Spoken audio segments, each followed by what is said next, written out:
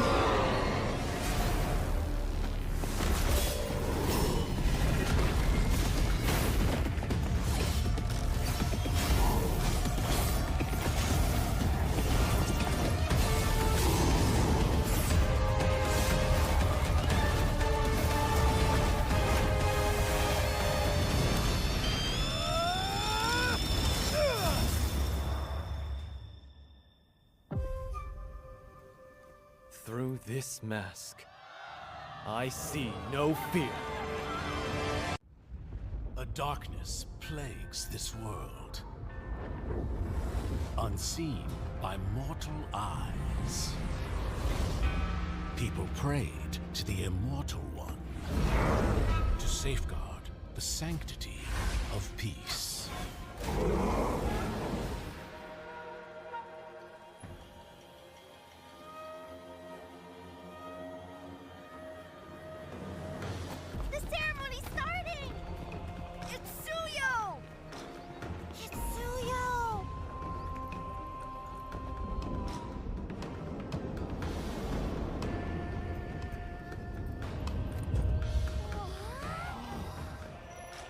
I bear this mask, for this duty is mine alone.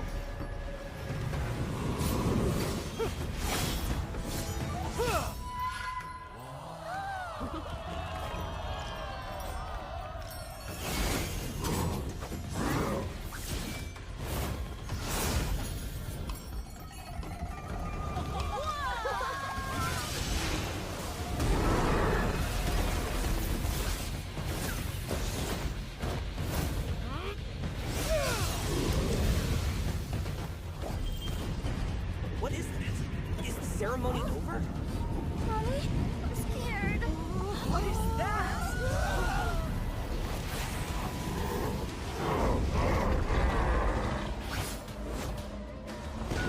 Let's get out of here. Let's get out of here! Let's get out of here! In their hearts, fear festers into darkness. But deep within, there is hope to crush that fear.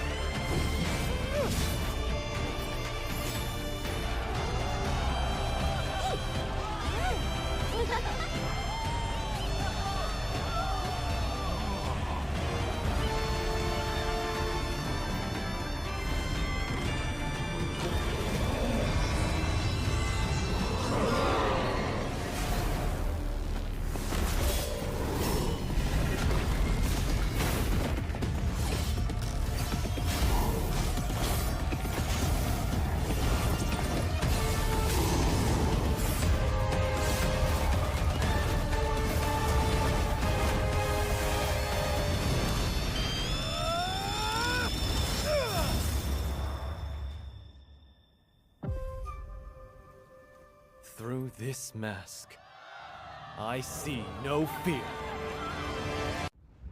A darkness plagues this world, unseen by mortal eyes. People prayed to the Immortal One to safeguard the sanctity of peace.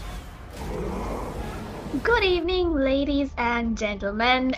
And once again, after every single delay possible, we are back into Legends Unleashed Season 3, and this is going to be the low bracket semifinals for the side of Zohan versus Step Bros, and it's going to be a best of 3. And this time, Team Zohan is going to be on the blue side, and on the red side, it is going to be Step Bros. For the draft phase right now, this is me, your caster Sarah, alone at the moment, but will be joined by Peachy very soon. And until then, we will be seeing Zohan ban out on that chip, which means that Step Bros, they could be banning out on Dusty's heroes, considering he is the one on jungle right now. Or even Prime's heroes could be banned out, which is the Harriet or the Moskov or any single gold laner out there, even the Ruby maybe. Though Family Problems Cho could also be banned out by the side of Step Bros, or instead they might go ahead with a Phobius or even the Garrett Kacha and Edith bans on their side, which then again is very justified considering they are very strong EXP laners at the moment. But no, as we were talking about it, they did ban out Steve's Alpha, which is, I do suppose it's a standard ban, but then again, it is kind of targeted towards Dusty considering the recent rule changes coming in from the side of Zohan. But Team Zohan are not going to stay silent any longer, and they ban out on the Fanny as well for Blade No Mercy. Then again, the Jukshin ban coming in by the side of Step Bros, once again justified enough. So we would be going forward with the bans as far as possible, and it is going to be very much a decent draft coming in by both of these teams, and even the Suyo ban from the side of Zohan is well done and dusted. So then again, Team Step Bros here, they should be banning out on the Gatot Kacha or Phobius pick, because then again those heroes in the EXP are absolutely wild at the moment. This nothing seems to be working against them, especially during an extended team fight, considering how much sustain and damage potential they have. So we should be banning out on those heroes. But of course, who could forget the Khalid? The Khalid is the one who is going to be banned out by the side of Step Bros. What I have to see though is Win going to be picking up on the Phobius, and that is exactly what he does, using up the opportunity to the fullest, insta-locking on that EXP laner, which is very strong at the moment.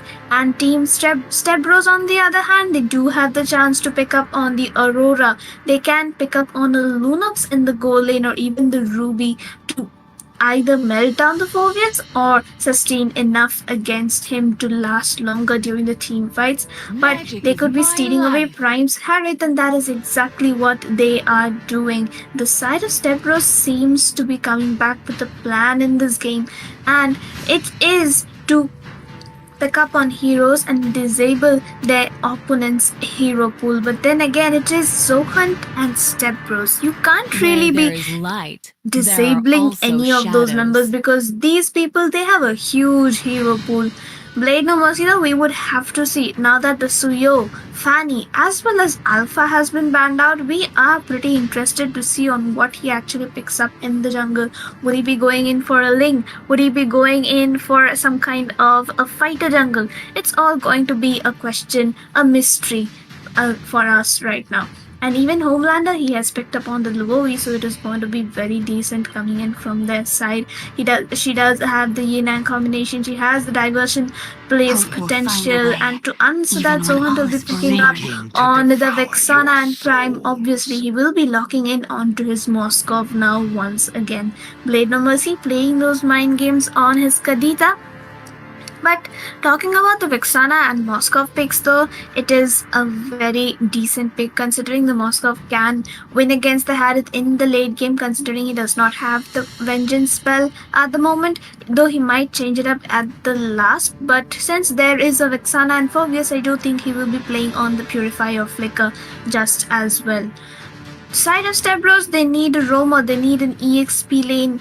So we would have to see what exactly they pick up. And Illu locks on the Gatotkacha in the roam position. So it is going to be interesting to see what the side of Zohan does now. They could pick up on a Matilda, who is potentially a good support for the Phobias and even will provide that guiding wind for the Vexana to run away from tricky situations during the team fights, and also not let Team Step Bros potentially burst out the side of Zohan, which is what their comp is at the moment. Gatotkacha, he will taunt you, and Harith with his Command Force, and Louis with that diversion play is just going to be bursting you out in just a few combos.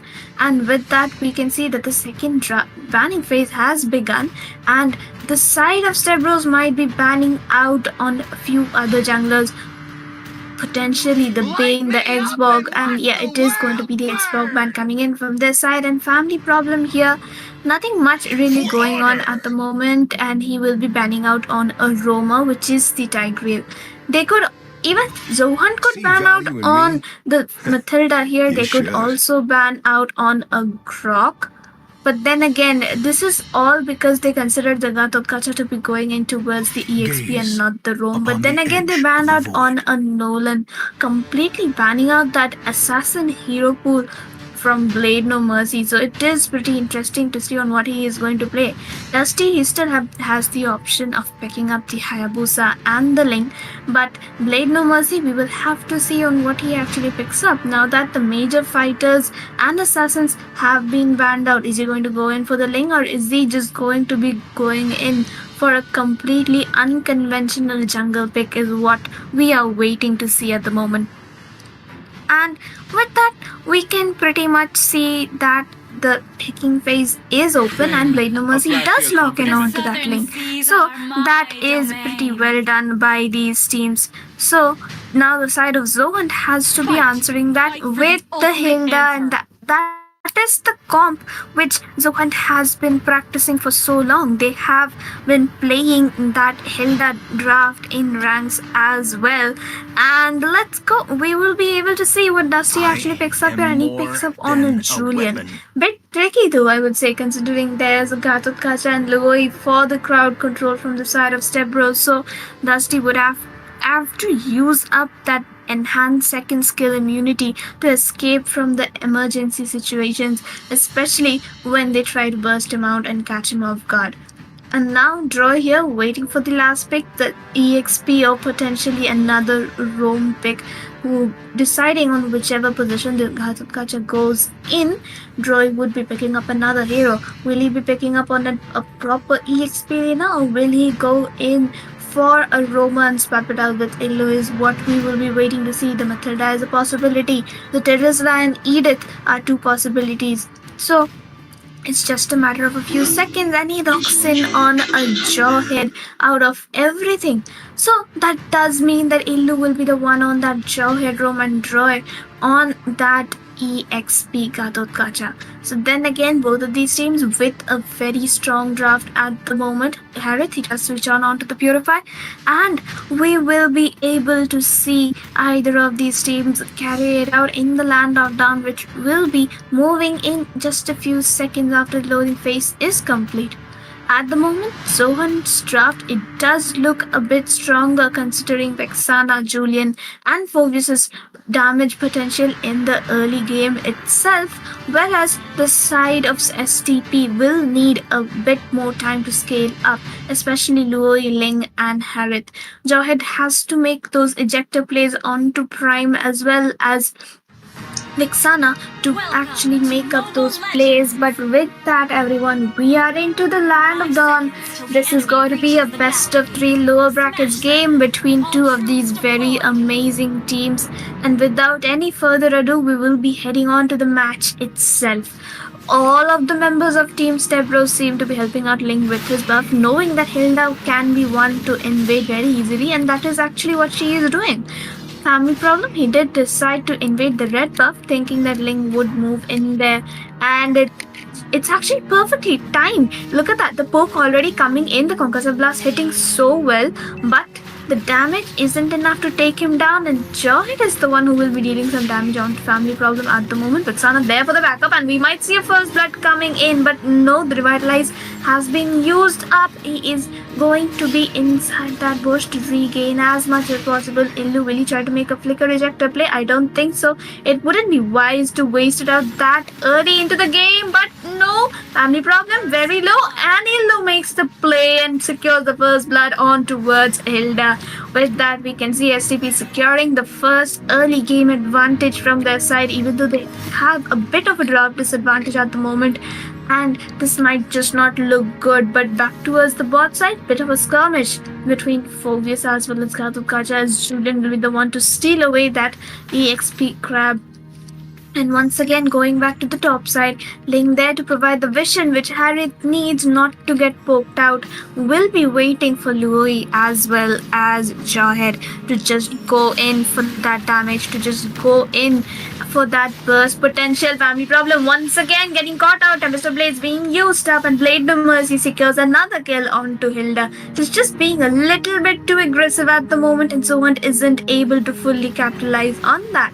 And even Harris will be stealing away the gold crab from Dusty, so, which means that he will be lagging behind in farm as compared to that of Ling, as Ling will be securing his blue buff already and regain his HP back and move towards the turtle. Team Zohan, they are also trying to make a play at the turtle, but the side of STP, they are currently ahead in farm, and they will have to capitalize on this early game advantage to try and take down the objectives. Dusty, he has already started up on the turtle, but he is alone at the moment.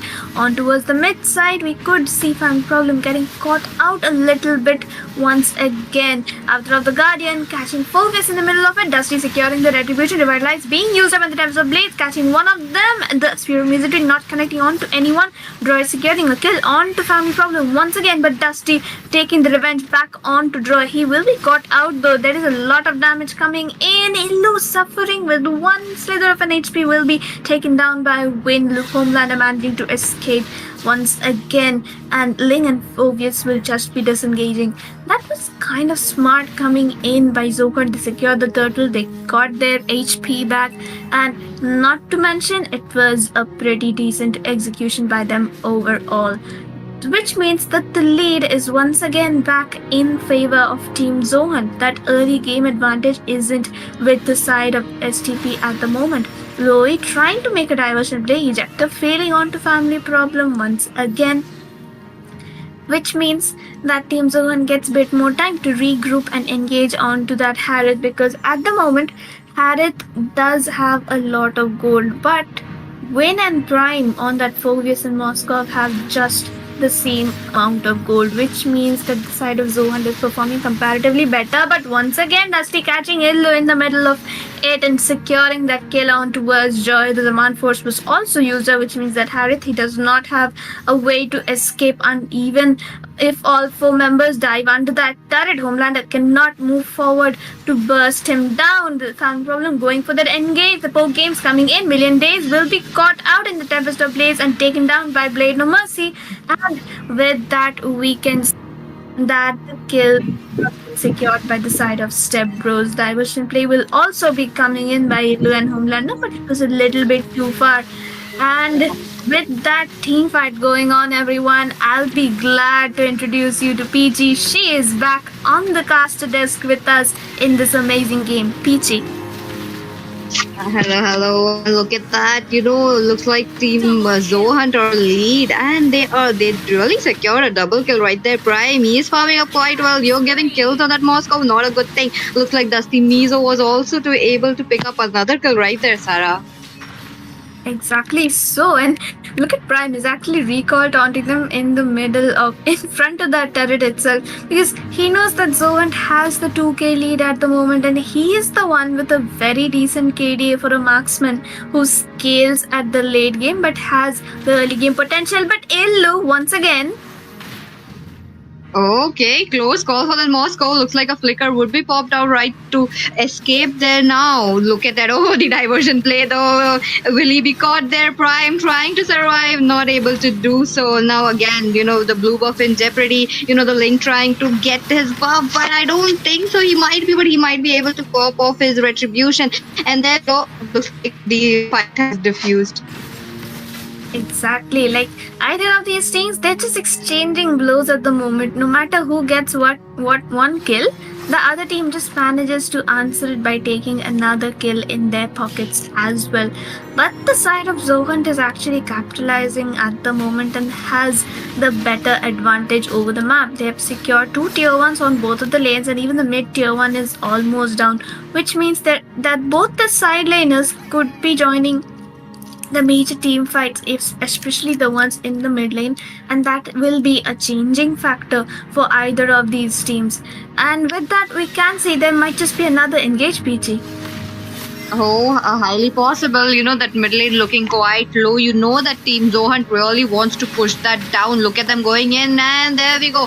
Phobius did manage to get a push, but the team fight started. Now they are exchanging a lot of blows. Looks like Dusty Mizo will be taken down. A double kill secured, but Phobius though with the Infernal Evil jumping around left and right. Again, he is on to that enemy, trying to get them down. Quite a commendable pick right there for coming in from Zohunt. Exactly so. And even Prime, he had gone in, take out Homelander in the middle of all that team fight, but had to back off because Elu was there for the backup. A very funny ejector onto Phobius though. He just landed his Infernal Land ultimate and was just thrown back away by Elu. And even Link, he tried to kill out Hana, but was just able to run away. And with that, the turtle will be secured by the side of Zohunt, as Ling was trying to poke down the tier 2 in the top lane, but will be coming back for his buff right away. Oh, Sarah, I'm loving how Team Step Bros are really keeping up with the gold as well. They are trying to match it up with the Zohan, though they are in a deficit right now. But again, they family problem, he is just annoying the shit out of them. He is always there into their enemies' jungle area, trying to get a kill onto that Link, trying to make sure that the Link is not farming out. But you know that Link is a highly mobile hero. He can just go around trying to get a kill, and that is what he's doing right now. Even though he cannot be doing a lot into the team fights, he's trying to be there into the split pushes. Now look at that again, the Zaman force already there into the land of Dawn. It is really trying to deal damage. The Spear of Destruction did connect right there, the Tempest of Blade right there onto the face, but Prime, he might be able to get a kill right there. A shutdown secure, a double kill secure, maybe a triple going on, and there we go. Looks like Dusty Mizo will be the one picking up that kill at the end. Okay, that's a wipeout. No way. What is happening to Step Bros right now, Sarah? I think it's just a lack of coordination at the moment, because even though Prime went directly to the backline with that Spear of Misery ultimate, no one was there to catch him. No one was there to give any CC to him, because all of them were busy trying to mark someone's backline. And Prime actually used that to his advantage to secure that double kill. And Evil Dusty got picked up too from that team fight. And once again, look at Illu. He's trying to engage as much as possible, but will be having to back off because his team is on a major back end at the moment, and Zohan seems to be leading very well. Even the first lot of the game, it will be up in just 5 more seconds, and Team Step Bros, I don't think they have any chance to compete at the moment with that lot. They can't contest it, and Team Zohan, they're just going to use it to their advantage. Like, look. Okay, Illu might be picked off right there. He's trying to survive, but will he be surviving? Because the Phobius is right there into his behind his back now. Vexana was able to pick up that kill. It looks like Prime, though, in a very bad position, will be taken down into the hands of Prime. But he did manage to get a kill before dying off now. Even Louis as well, they've been taken off. This means this is an easy lot for Zohan. Though they did lose up the marksman in a very bad position. Now, there's a lot of heroes onto the side of Step Bros to mark down the Moscow, but yet they are not able to do so. Last team fight, I think it was Prime who went in aggressively in front of 3 people. Exactly so. And then what exactly happened is this time, even though Prime went in and got two of them, the Harith he did have a lot of burst damage available. So that is why the magic damage was effective and took them down. But once again, Peachy, look. Okay, another ejector coming into the play, but the Eternal Guard will be giving up knock up to two people right there onto the side of Team Stepbros. Vexana trying to survive. Will she be surviving? No, she will be taken down right into the hands of Ling. Now, Ling as well, they are trying to get some blood left and right. They are trying to split push as well because they just lost a lot. They need those turrets. Okay, but on the other hand, top lane, the exchange of blows are still going on between two of the teams. Exactly so. And like two members are down for the side of Zohan. So this does mean that Team Stepbros will be able to successfully defend this Lord as long as they don't make any major mistakes of probably chasing out a Hilda or giving Prime free hits to take down their HP with that passive, or giving Win the opportunity to take down their jungler 1 versus 1, as we can see at the moment. But Ling, I do think he will be trying his best to escape as much as possible. He does not have the walls and the Spear of Misery. It connects, but the Tempest of Blades not very useful at that moment, and Prime secures another kill, Peachy. What a kill coming in. That Spear of Destruction did connect right there, but again, Ling was quite low and he tried to escape, not being able to do so. Now, they really lost the major member on the side of Team Stepbros, who was the one who was pushing those turrets, trying to get a split push, but since they lost it, Team Zohan, they have an easy go onto their mid lane. Look at that, Dusty Mizo trying to take up that turret. Along with that, looks like family problems will be the one going down along with the Harith though. Okay, a lot of damage on that. The Avatar of Guardian doing its damage as well. Now Phobius, okay, he gets an ejector onto him. He's trying to deal damage with this Infernal Evil. Will he be successful though? Because Team Stepbros looking quite low right now, and he might be get a hit right there, but the turret though, the crystal will be the one taking down Phobius right there. Maybe this will be the last stretch because Prime, he's already there. The minions are trying to go in as well. Look at the crystal being quite low, but Illu will be taken down. Now the minions are not available. They have to step back. Exactly so, PG. And even in that entire team fight, while Phobius was fighting three of them alone inside the base, Prime's ultimate, once again it connected on towards the Ling near his blue buff, and Prime managed to secure that kill once again. So it's like every single ultimate which Prime has connected into this game, he has managed to take out a kill or two out of it, which is what is making all the difference during the team fights, because none from the member of Stepbros is actually being able to catch him. That is but the diversion play, Peachy. Oh, there we go. Another diversion coming in. Looks like Dusty Mizo, he will be cornered out. The Lord might be going into the hands of Stepbros. Just a retribution away. Look at that. Ling did secure that Lord. Along with that, Ling gets a kill right there. Vexana going down now. Team Zohan, they have to fight back or they have to defend this Lord. Looks like they decided to fight back. They are going in strong. A double kill into the hands of Prime. Maybe going for more. A triple. A Maniac. Close call.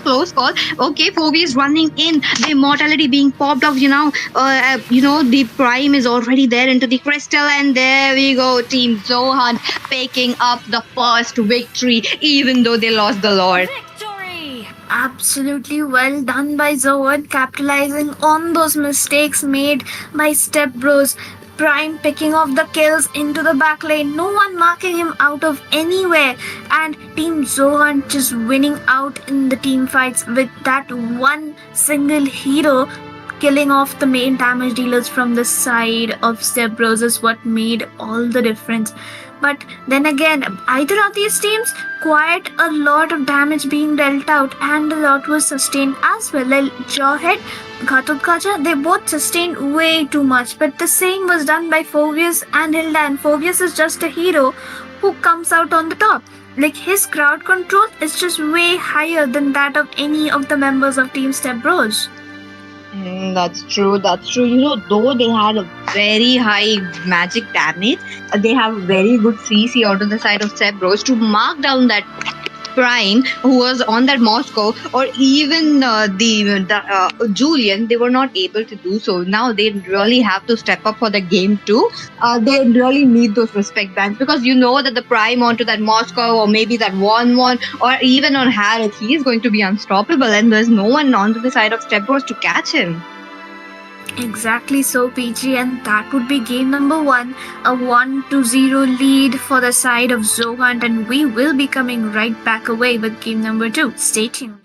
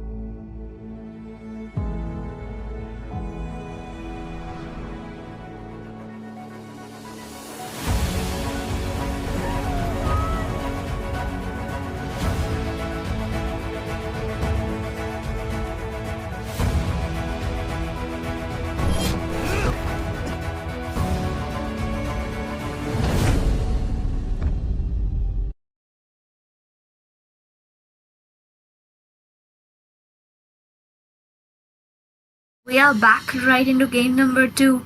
Team Zohunt at match point with a 1-0 lead to stay in this tournament. Team STP, though, they are lagging behind at the moment and need to come up with a new plan. They need to come back to equalize the score if they want to stay in here right away and not get knocked out. This will be Mimi, once again your caster Sarah, alongside none other than PG.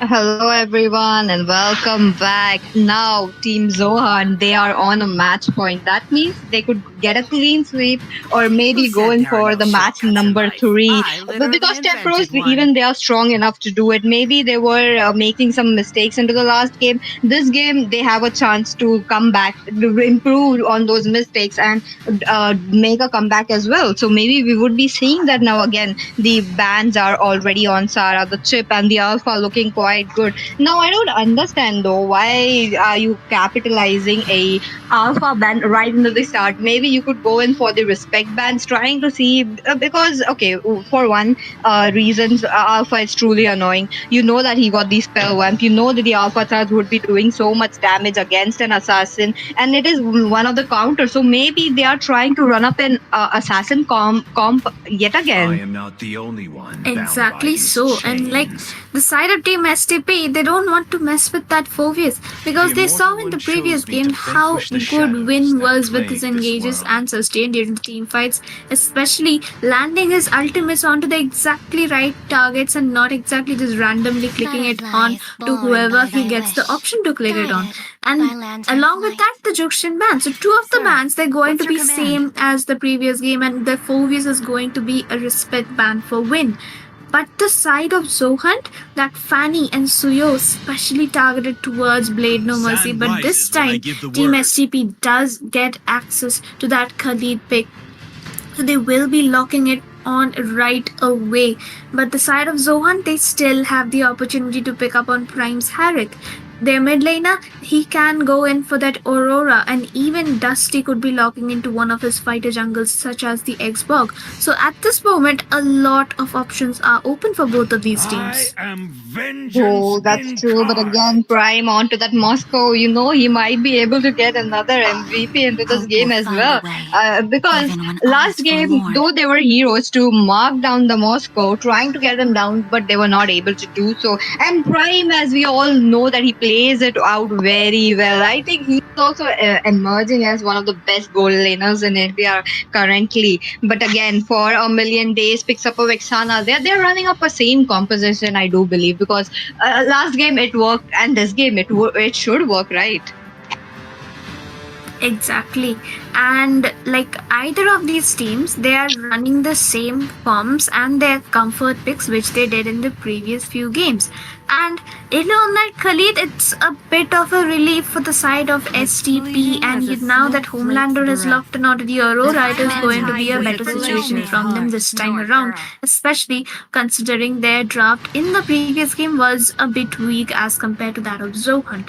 But Zohunt as well, letting Prime on that Moskov after the massacre he created in the team fights, and now the Joe being picked up by Win with that tank built onto the EXP is going to be very, very interesting to see. Don't you think so, Peachy? Definitely. I do believe that this is a Chow tank that we are seeing. So onto the room position, they are currently focusing on a 1v1 pick-off. Oh, but again, the bans are up.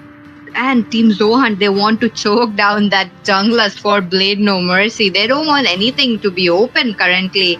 Though, maybe Blade No Mercy could go in for a Julian again, or maybe the link is still open. I don't believe that the link could be working, because every single time Zohan was behind that link, no matter whatever lane he's go, but family problem, he was always behind the link no matter what. So that is the situation right now that Stebros are in. So they really need to choke down those EXP laners, and they are doing the same. The Gatut cards are going off. Maybe the Edit should be the second ban.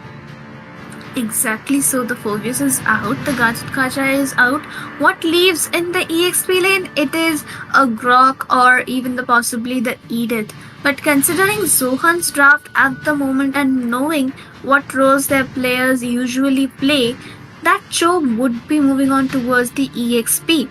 And for the roam, they could just let Dusty onto a fighter jungle and pick up on the Matilda, as we were mentioning in the previous game as well, unless and until they have other plans, of course. But then again, the Tigreal ban coming in from the side of Zohan, it is smart considering we did see a switch up of roles in the previous game, and this time around Yellow will be on that Khalid, unless Joy picks up another EXP lane and swaps it out with him.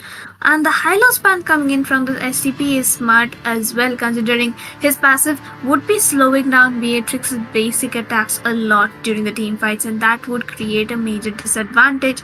And with that, the picking phase will begin once again, and this time Family Problem would be looking to pick up on an EXP laner. Will he be going in for the Grok? Will he go in for a completely unconventional pick, or will he just lock in onto prey and Edith? But no, they take their time to figure out what they want to do with that Joe pick. Put it on the roam or put it on the EXP, and let Dusty pick up on a fighter, which is going to be the Roger. The Roger jungle, very strong at the moment. He was stronger in the previous patch, but this time around, considering there is no proper burst damage from the side of STP except for the Aurora, the Roger is going to work out, especially during the team fights, since he can immune the Frigid Glaciers and he can immune the Raging Sands from either of them, and that would be working out in their favor. Oh, I do believe that is quite a strong pick, Sarah. Now, Roger, as you mentioned, can immune, which is a very good thing. Now, he has to sidestep a lot as well, trying to get away from the hailstones and Frigid Glacier as well. But the Hayabusa pick, though, quite unexpected. I it did not hit me for a second that the Hayabusa was open. The lane is open still, but they go in for a Hayabusa. That means the early game, okay, that's like a 50-50 chances onto the side of Stebros. there's a like high possibility that Blade No Mercy could go in aggressively, try to get a few kills from his Uigi Shadow kill and come back, so he could create that snowball into his hands. But family problem though, looks like Chow would be onto that EXP finally this time. Exactly, and the grok into that roam. It is going to be interesting to see because those wild charges, if they connect, the side of STP would just get wiped out because the Vexana and Moscow would be extremely strong and potentially wiping them out just like that.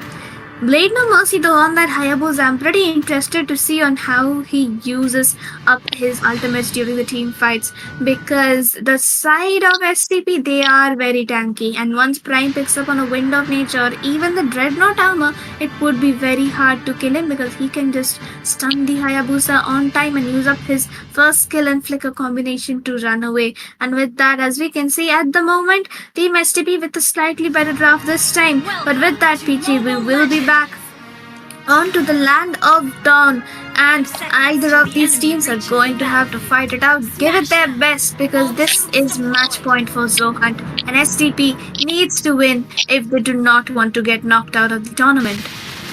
That's true, and we know that STP would be packing down so easily, giving up that win which they have. And look at Grok though, he's already there trying to give up a crucial information on. Did he get that buff? No, he actually didn't. The Hayabusa was successful in securing the buff, but then again, both of these teams, they're just going to be poking the things out because family problem at the moment, he is trying to steal away Hayabusa's farm. He is taking away a creep, but Hayabusa and Illu on the other side, they are annoying Dusty in his own jungle. So that means it's going to be another 50-50 situation at least for the early game, because late game there is no guarantee. But Illu, he gets caught. He does get caught between that Grok and Vexana, but would be forced to run away of that situation. Quite a strong situation onto their hands right now, but again the first blood not yet popped. This might be coming in right before the turtle or maybe after the turtle, because there are still 30 seconds left onto that turtle countdown to come up. But both the teams junglers though, talking about the early game potential, I do believe Hayabusa has that upper hand. But okay, wait a minute, he might be going in. Look at that, they are giving that exchange of blows, and we got our first blood. Looks like Chow will be the one going down. Exactly so, and win there with bit of an over-aggression before the turtle comes up, letting his team a bit of a setback, because now Blade No Mercy does have that extra stack onto his retribution, and which will be helping him secure the retry easily at the turtle, unless and until Moba Dusty makes a play in during the turtle. But family problem, he does not have his ultimate yet. Eternal Guard has been used up, and Illu with the play, the Raging has been used up, and once again the Spear of Destruction connects, and Homelander is the one who secures that kill. Like and bounce, not enough damage to kill Illu, but the Lord is there though, but he will be able to run away from that situation. You know, that was a very early Eternal Guard coming in from Vexana, trying to zone out the Khalid. She was able to zone out the Khalid, but in that process they lost up the turtle, which is not a good thing. Now the turtle going into the hands of Step Bros, they are kind of leading, but not much. They're into that early game, it's not much. But oh, the Uigi Shadow kill, look at that, family problem going down alone this time. Exactly, and that was such a beautiful burst. That Aurora's frigid stun once again connecting onto the Grok was so enough to take him down. But look at the top lane again. Okay, look at Khalid trying to go in. He was able to get a kill right there, but for a million days, will be securing the punishment kill right there. The turret, with the help of turret, he was able to get one. Now, are they going in for a chase? Looks like a pause has been requested. So, maybe some of the members from the ANE side may be having some kind of problem. I do believe so. Exactly, so the team side of Team Zohunt, we are facing a bit of a technical difficulty, so we will be right back with them as the match would be resuming very soon in just a few minutes. It's a maximum of 5 minutes that the pause can be allowed for them, so we do hope that they fix up their issues by then. But at the moment, looking at the situation by the side of STP, they seem to be leading pretty well for the early game. A 2-kill lead and nearly 1000 goal lead in their favor. The first turtle was secured by them, and the Aurora as well as the Beatrix ultimates are connecting pretty well during team fights or during the pickoffs, so that their members are able to burst down the side of Team Zohunt or at least pick them off guard. But do you think, Peachy, that the side of Team Zohunt is used to going this exact strategy in the late game once Prime has his farm up? Oh, highly possible, because Team Zohunt, they are known to play around the Prime. They make sure that Prime would be the one carrying up the game along with the mage as well. I have seen their games. You also know that how they protect their mages and marksmen a lot. They put a lot of priority on them, which is a good sign. But on to the other hand, Team Step Bros, they also need to do the same, because they are the ones dealing the highest damage. The Beatrix as well. She has the possibility to carry up the whole game and make it to game number 3, Sarah. Exactly so, and with that, we can see that the match is resuming for us, and with that, we will be right back. Joe's positioning pretty decent in that bush, but Roy was able to scout him down just on time before he tried and made a play onto Homelander in the mid lane. Oh, that's right, Sarah. Now, coming back to the game, Team Step Bros are in a lead. 3 kills already secured onto their side. Now, they will be looking forward to gank up the Chow. Look at the Earthquake Shatter going in. Chow is trying to get away from that situation. Maybe he's trying to get away of Dragon, but unable to do so. Too many members on to his back yet again. Exactly, and even on the top side, Team Zohunt trying to mark down that Beatrix. Beatrix does have quite a lot of gold lead. She is winning out her lane in terms of last hits and minion gold accumulated. So that is what Team Zohunt has to stop at the moment. They need to catch him down, burst him out if they want to maintain any of the lead at the moment. With the side of Team Step Bros, I don't think they would be making such kind of mistakes, especially at this stage of the game. But Hayabusa being caught out under the turret, will he be able to escape? But the flicker white charge from Family Problem, and even the Lycan pounds connecting onto Homelander. Not enough damage by Dusty. The turret takes it down, and what a chaos and Prime with that Spirit of Destruction. Once again, Team Zohunt right back into the fight with that engaged by Family Problem.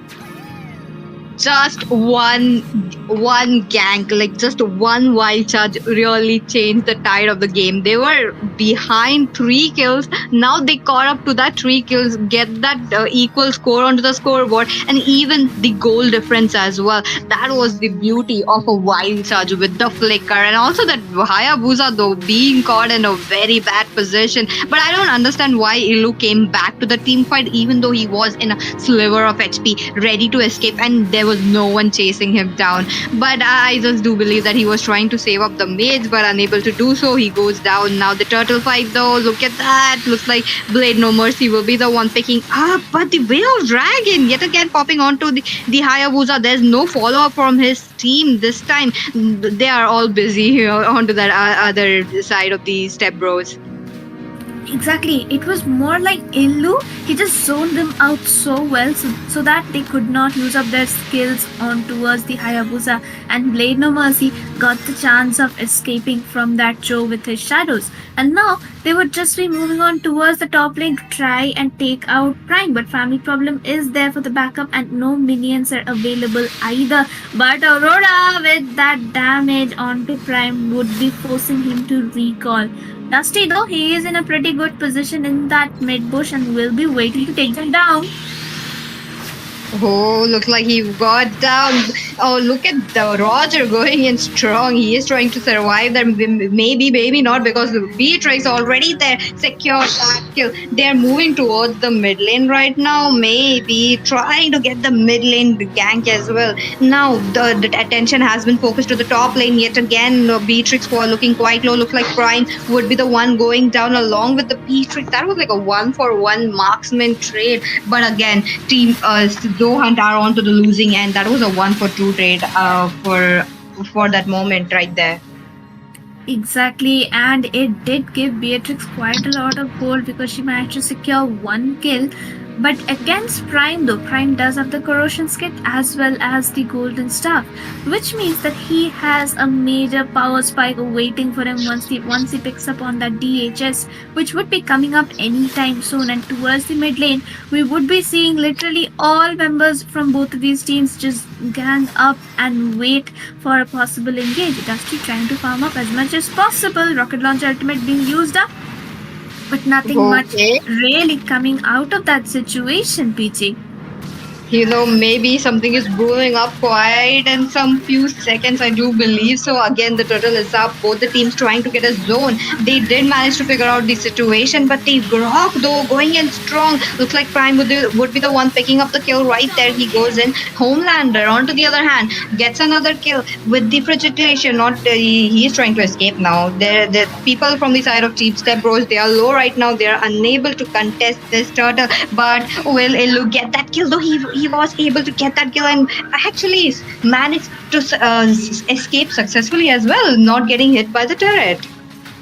That was well done by Illu there, but Team Zohunt used it up as a distraction and let the Moskov as well as the Joe to secure that turtle into the mid-river area. But that means Team Zohunt, they delayed the Lord for the side of Team Step Bros, and Team Step Bros would not be able to end this game anytime soon. Considering their early game lead, it is falling apart a bit by bit. The kill count is now same, the goal difference is now same, and Team Zohunt, they are actually using it all to their advantage at the moment. And once again, Prime is the one making those plays into the backline itself. And at this moment, they are moving in towards the top lane. They have spotted out the Beatrix. So, PG, do you think an engagement is just going to be seen at the moment? Highly possible. Both the teams are waiting for their hyper player to come and give up the backup. Look at that Chow trying to get away of Dragon. He is still far behind. He is trying to chase them down. Beatrix, on the other hand, trying to escape that, try to be in a better position. Will she be successful? Though, on the other hand, Illu taking up and maybe soaking up a lot of damage there. But Homelander gets a kill there. Chow gets down. No way of Dragon so far, but the killing spree into the hands of Prime. This is not looking good. They go in for more. Prime gets another kill. On the other hand, even Blade No Mercy gets a kill. He backs off for now. This exchange of blows definitely was won out by Team Zohan right there. Okay, they are trying to go in for more, maybe more, but Dusty Mizo, caught in a very awkward position, will be going down. Okay, and the Spear of Destruction did connect on towards the Hayabusa once again. We could be making an entire reel out of this, but Roy with the engage, that double knock-up, and Choke once again connecting onto it, but Prime, oh my god, the shutdown onto Prime by Beatrix. This is not looking good for the side of Step Bros, but the side of Zohan either, but the Vexana, the Eternal Lord, will be enough to take him down. The Fidget Glacier disconnect onto us too, but that would be a 2-for-1 trade by either of these teams. Oh, this is quite strong. Looks like Team Step Bros are really playing around that Beatrix a lot into these fights. They are just making it sure that the Beatrix won't be the one going down. But again, the Vexana dealing a lot of magic damage, won't be saving up unless there's an Athena shield. But oh, there we go. Hayabusa picks up another kill onto that Grok. The Grok was trying to escape, unable to do so. But again, look at the Chow. Look at Illu trying to get a zone on him because the turtle with the Lord. This is like the level 1 Lord, a most important Lord for both of the teams because they need the neutral objectives, the turrets onto their hands. 2-for-2 turrets so far. Which team will be the one picking up this Lord, Sarah? Blade No Mercy has full chance to pick up the Lord, and he does manage to secure that retribution. Like and bounce by Dusty on towards the Aurora, but the clicker play coming in by the Beatrix will be securing the kill on towards Dusty. Double kill for him as well as the Vexana. That rigid stun coming right on time onto Prime. He would be forced to pick up on some magic defense at this point. I believe that Sniper enough to clear out the lane. Flicker baited out for Vexana by that Aurora, but I do think that it will be a successful defense coming in by either of these teams. Oh, that is true. Again, the level 1 Lord not dealing a lot of damage there. It will be taken down quite early into the mid lane. But again, Team Step Bros, they could have focused on getting a disengage and going off for the split push. They were able to get the bot lane, which is a good sign. Now look at them. The minions are quite big enough right now just because of the Lord. They might be able to get another exchange right there because Step Bros, they are inviting themselves right there, Sarah. Exactly so, and it did look like Illu was going to be using up one of those flicker raging sandstorms, but he did not have the flicker at that time, so it's going to be a safe disengage for them. At the moment, the goal lead is still 2k in favor of Team Step Bros, but with just one shutdown on towards Blade No Mercy and that Beatrix, it would just be back into the favor of Team Zohan because both of these teams, they do not want to make any mistakes. Grok, he is going to be hunting down for that Beatrix. Conceal was used up by him though, but isn't that going deep into the team fight backlines? Because the rest of his team, he isn't even near them anymore, because who is going to be dealing the damage if the wild charge does connect onto one or two of them?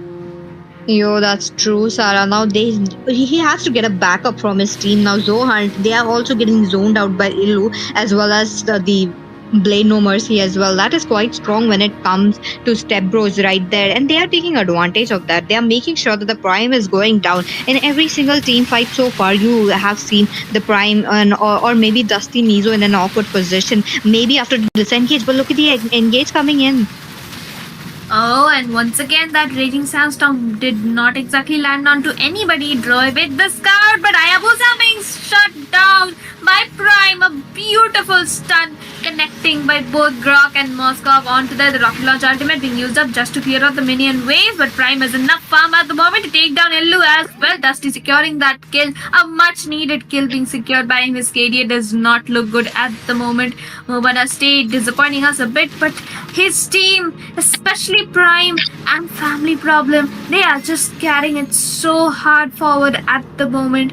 Even Beatrix and Homelander, they need to step up and do the same. They are doing their best as much as possible, but it is just not enough against Prime. And once again, Family Problem coming in with that conceal play. Aurora might just be caught out. He is in the middle of three people. The wild charge connects, so does the Spear of Destruction 4 members, and he will be taken down by Vexana with a killing spree.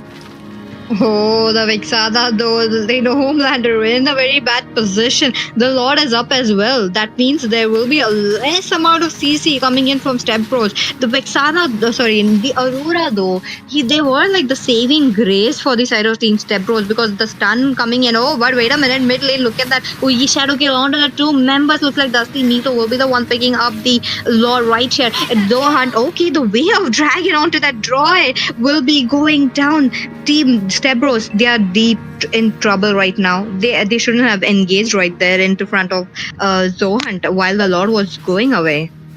Exactly so, and now they are down. Illu once again caught by Prime's stun, and even that Sana is there to deal so much of damage. The rocket launch ultimate did connect, but just not enough damage to kill anyone. Blade No Mercy chunked down very low. Will be forced to recall as the blue buff is being secured by Prime, and the Lord marching down the top side, and even the minions seem to be quite synced at the moment. Beatrix has to play it safe. She is the sole hope for the side of Team Step Bros along with Aurora if they want to make a comeback. Aurora dealing quite a lot of damage. That shadow not connecting on towards Vexana, so no kill will be secured. The Lord, it did get cleared out, but the passive damage being dealt by Prime is just way too much for the side of Step Bros to handle, PG. That is true. Now, this could be the final stretch as well because the minions, they were synced up quite well. The inhibitors are going down left and right. Team Step Bros, they are trying their best to defend this. It was a successful a lot defend, I do believe so. But they are trying to stretch away now. They're trying to go find some members of Zohan, so they will be taking down. But they don't know that Team Zohan are the ones playing it all together. They are making sure that the Prime would be going, oh, but wait a minute, Chow though. Chow in a very bad position. Shouldn't have gone to check the bushes like that. Will be picked up by Beatrix. A killing spree. Now they have to shut down the Beatrix. But okay, another chase coming in. Looks like Vexana in trouble. The disengage is right there. But wait a minute. Look at that. The Frigid Glacier does not connect quite there. But Team Zohan, they are low right now. Rock looking quite low along with Dusty Mizo. They are scrambling away. But the shadows coming in from Hayabusa, will they be going down? I don't believe so. Looks like Hayabusa did not have his Uigi shadow kill to go in there. Exactly, the shadow did not exactly connect on towards the Moscow or the Vexana, and it wouldn't be a smart decision to engage just before the lot because the death timer, it is pretty high at the moment, nearly a 50 seconds, so he wouldn't be back on time for that lot. Droid though, he did pick up on the Stallion skill and he does have the Thunderbolt, so it is going to be dealing quite some damage, especially the Primal Rat during the team fights. And Beatrix, he is already nearly on full build along with Prime. So both of these marksmen are going to be the game changers for these teams. They need to protect Prime as well as Beatrix if both of these teams want to survive. Grok, he would definitely be trying to catch them off guard, but look at that, another engage.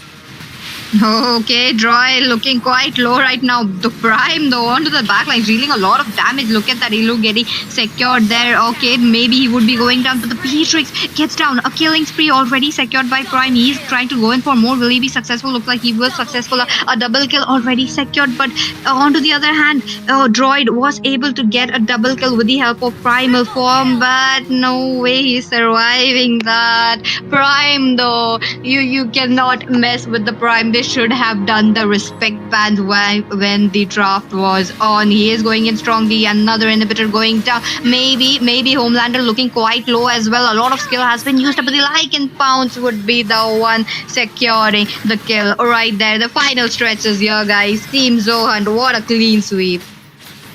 Wonderfully well done by Prime. He managed to stun down Hayabusa as well as Beatrix both into that team fight, and Beatrix could not use up her Wind of Nature on time to protect herself, and Prime alone carrying that entire team fight by the side of Team Zohan. Team STP, they were leading so well.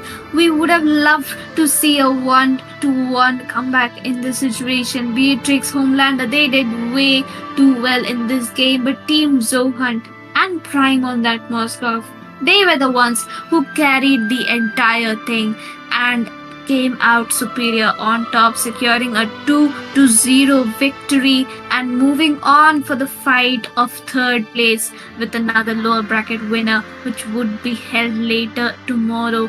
So with that would be game number 2, and we will be coming with another game soon. Stay tuned.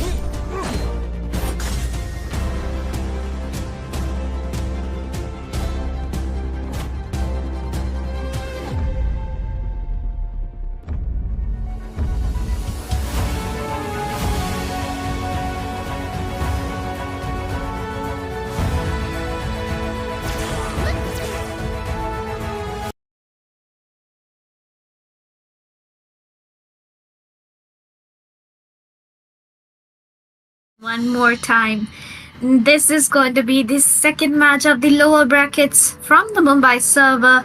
That is going to be none other than Team Daku Sena on the blue side and Team God Girl Deepu on the red side. A very interesting name coming in by both of these teams, but as we would see, very interesting drafts coming in as well.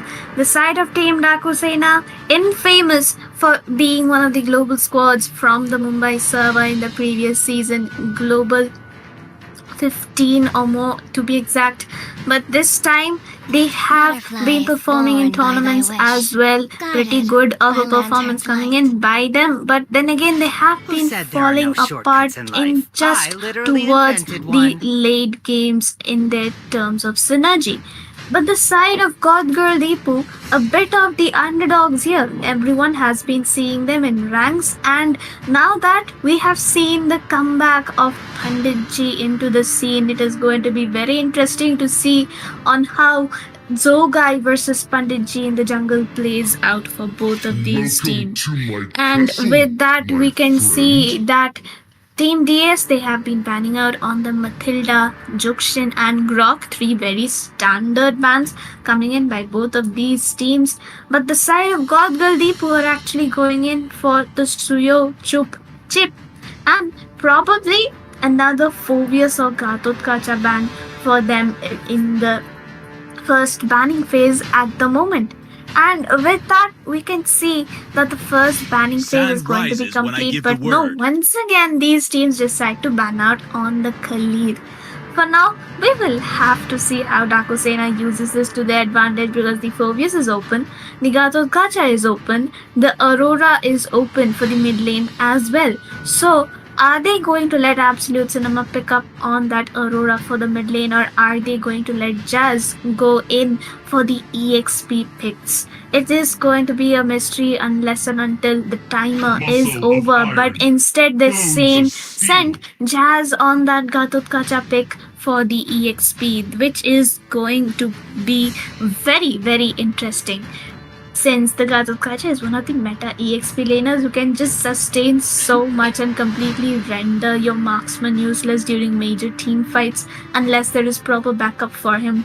And for the side of God Girl Deepu though, at the moment, we would be seeing a possible Phobius pick coming in by Lee for the EXP, or even the Terizla could be picked up. But Devil, he decides to lock in onto that Vexana instantly.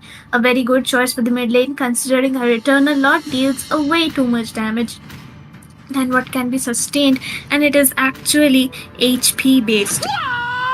But Pet Cutie though, he is the one who will be going in for the EXP. This team, especially Ted Curie on that show, they almost took down ABM with that hero. But then again, this is against DS, so we do not know how it is going to be played out by both of these teams. And Absolute Cinema here, he will be locking in onto that Lunox, one of his signature heroes. And with that, Haitatsu does have the chance to pick up on one of his roamers. The Grok and Mathilda are banned out though, so it would be interesting to see on what he actually picks up. The Tigreal is a valid choice. Even the Kufra could be coming in useful towards the mid to late for those sets with the Tyrant's Rage and Revenge. And with that, we could be seeing another pick coming in from the side. They might just lock in onto the Edith as well. This does mean that two major EXP lanes have been picked up for the EXP and roam positions for the side of Team DS. And with that, Team God Girl Deepu will be forced onto that Phobius or Terizla which we were mentioning just before this. Misery, he still does have his Nathan and Moskov open for the goal lane, and even the Harith is left open, so we would have to see on which one he prioritizes to pick up in the first picking phase, or does he swap out Mermaid with that jungle role. So it's just going to be a matter of time before they do pick up on their heroes. Mermaid though on the jungle, he could be playing the Amon, he could be playing the Alucard. The infamous Alucard player is back into the chat, and with that we could be seeing Lee being the roamer for the side of Team God Girl Deepu and pick up on the Tigreal instead of Team Daku Sena. So it is going to be pretty interesting to see what the rest of the draft plays out like. the side of Team God Girl Deepu, they should be banning out on some goal lane, possibly the Harith as well as the Nathan or the Moscow, but instead they go in with the jungler ban for Zogai. But that is very justified considering that Zogai is one of the global Hayabusas, having over 8,000 matches on that specific hero, and it is actually a war between an 8,000 matches Hayabusa and a 6,000 matches Alucard player. So it is a pretty good joke at the moment. And with that, we can see that the Aurora has already been banned out by the side of Godgal Deepu, and Nathan and possibly another Moskov ban coming in by the side of Dakusena as their possible last ban. With that, we would be completing the second banning phase as well. And as for the picks, not quite a lot of options open for these heroes, but that alpha ban from the side of DS was again justified considering how much exactly will you ban a person's heroes. You can just ban it up to a certain extent, but the alpha, he is the meta. He can change the entire pace of the game with one good ultimate onto 3 people, which we have been seeing many teams perform in the previous matches as well. So with that, it is going to be an interesting end to the banning phase. And for the picking phase, Misery, I don't know what he is exactly thinking, but if he does go in for a 1-1 pick, it would be a bit of an issue considering there is the Gatotkacha to use up his skills over and over again. But he is just going to be playing around those heroes and pick up on a possible Moskov or Beatrix for the goal lane, which is going to be very good. Or even the Harriet stealing it right away from Funny Valentine's eyes, because we did see Team DS actually create an upset and defeat ABM on that Harriet pick just a few days ago in this tournament. But Funny Valentine will be answering that Harriet pick with a Moscow pick himself. And with that, Zoga is the only one left. He would be locking in onto his Ling, a very good pick from the side of DS. And both of these drafts are looking insanely strong at the moment. I am interested to see on who does it better, especially in the goal lane, because it's a Moskov versus a Harith. Harith usually wins out the early phase, but in the late game, provided enough CC on towards the Harith and the rest of them, and oh my god, it is going to be interesting for the side of Team DS because they have a very scaling draft at the moment, and the only good scaling coming from the side of Godgirl Deepu is going to be the Harith and maybe the Vixana. But unless there is a good set coming in from Leon, that Tigreal, the side of Team Godgirl Deepu would start to fall apart once that Moskov and Lunox get fed enough. And with that, ladies and gentlemen, we would be right back into the drafting phase. The game is on. It's a 0-0 for now, and both of these teams are out for blood. Team DS versus Godgirl Deepu, 2 beasts coming in from the Delhi server, are going to be fighting it out against each other. DS starting with the blue buff, doing a possible rotation towards their EXP instead of the gold. But the side of Team Godgirl Deepu is actually going to be doing the same. So they are going to let these 2 goal laners just be at their ease, secure those last hits and just play it around. Back in the mid lane, we can see a skirmish. Absolute Cinema is low on towards his HP. That Vixana and Lee in the early game have quite a lot of damage, and it would be preferred that they play it safe. Hitatsu will be forced to back off. Lethal Wanderers secured by the side of Team Godgirl Deepu, and with that we will be right back into the game. Though I do believe at this moment Panditji, he is a bit behind in farm in terms as compared to that of the Ling, because Ling's rotation is going to be faster than that of Bane, because he did get he did get that Lethal Wanderer. So we will have to see on how that actually plays out. Tetsu managing to steal away that EXP crab, just catching Lee into the thick of it, but will be forced to back off because 4 members of Team Godgirl Deepu are there for him. They're there to take him and catch him off guard. Just doing pretty well on the EXP so far, but we would have to see on towards the goal lane. Moskov is low, but Misery forcing that Purify out. The Swords Defiance was connecting, but Misery the one securing that first blood under that turret itself. That knockup did not work for him. Absolute Cinema caught up once again. A bit of a dire situation for the side of Team DS. He was a bit too forward, and that did not work out for them. But Zogai here once again already at the turtle will be trying to secure, but the way of the dragon connecting onto him. He does not have the Tempest of Blaze to escape. Will be forcing that retribution, and with that, the implosion connecting onto Jazz. He does not even have the chance to use up his primal wrath to save himself from that engage, and Team God Girl Deepu seems to be winning out at the moment.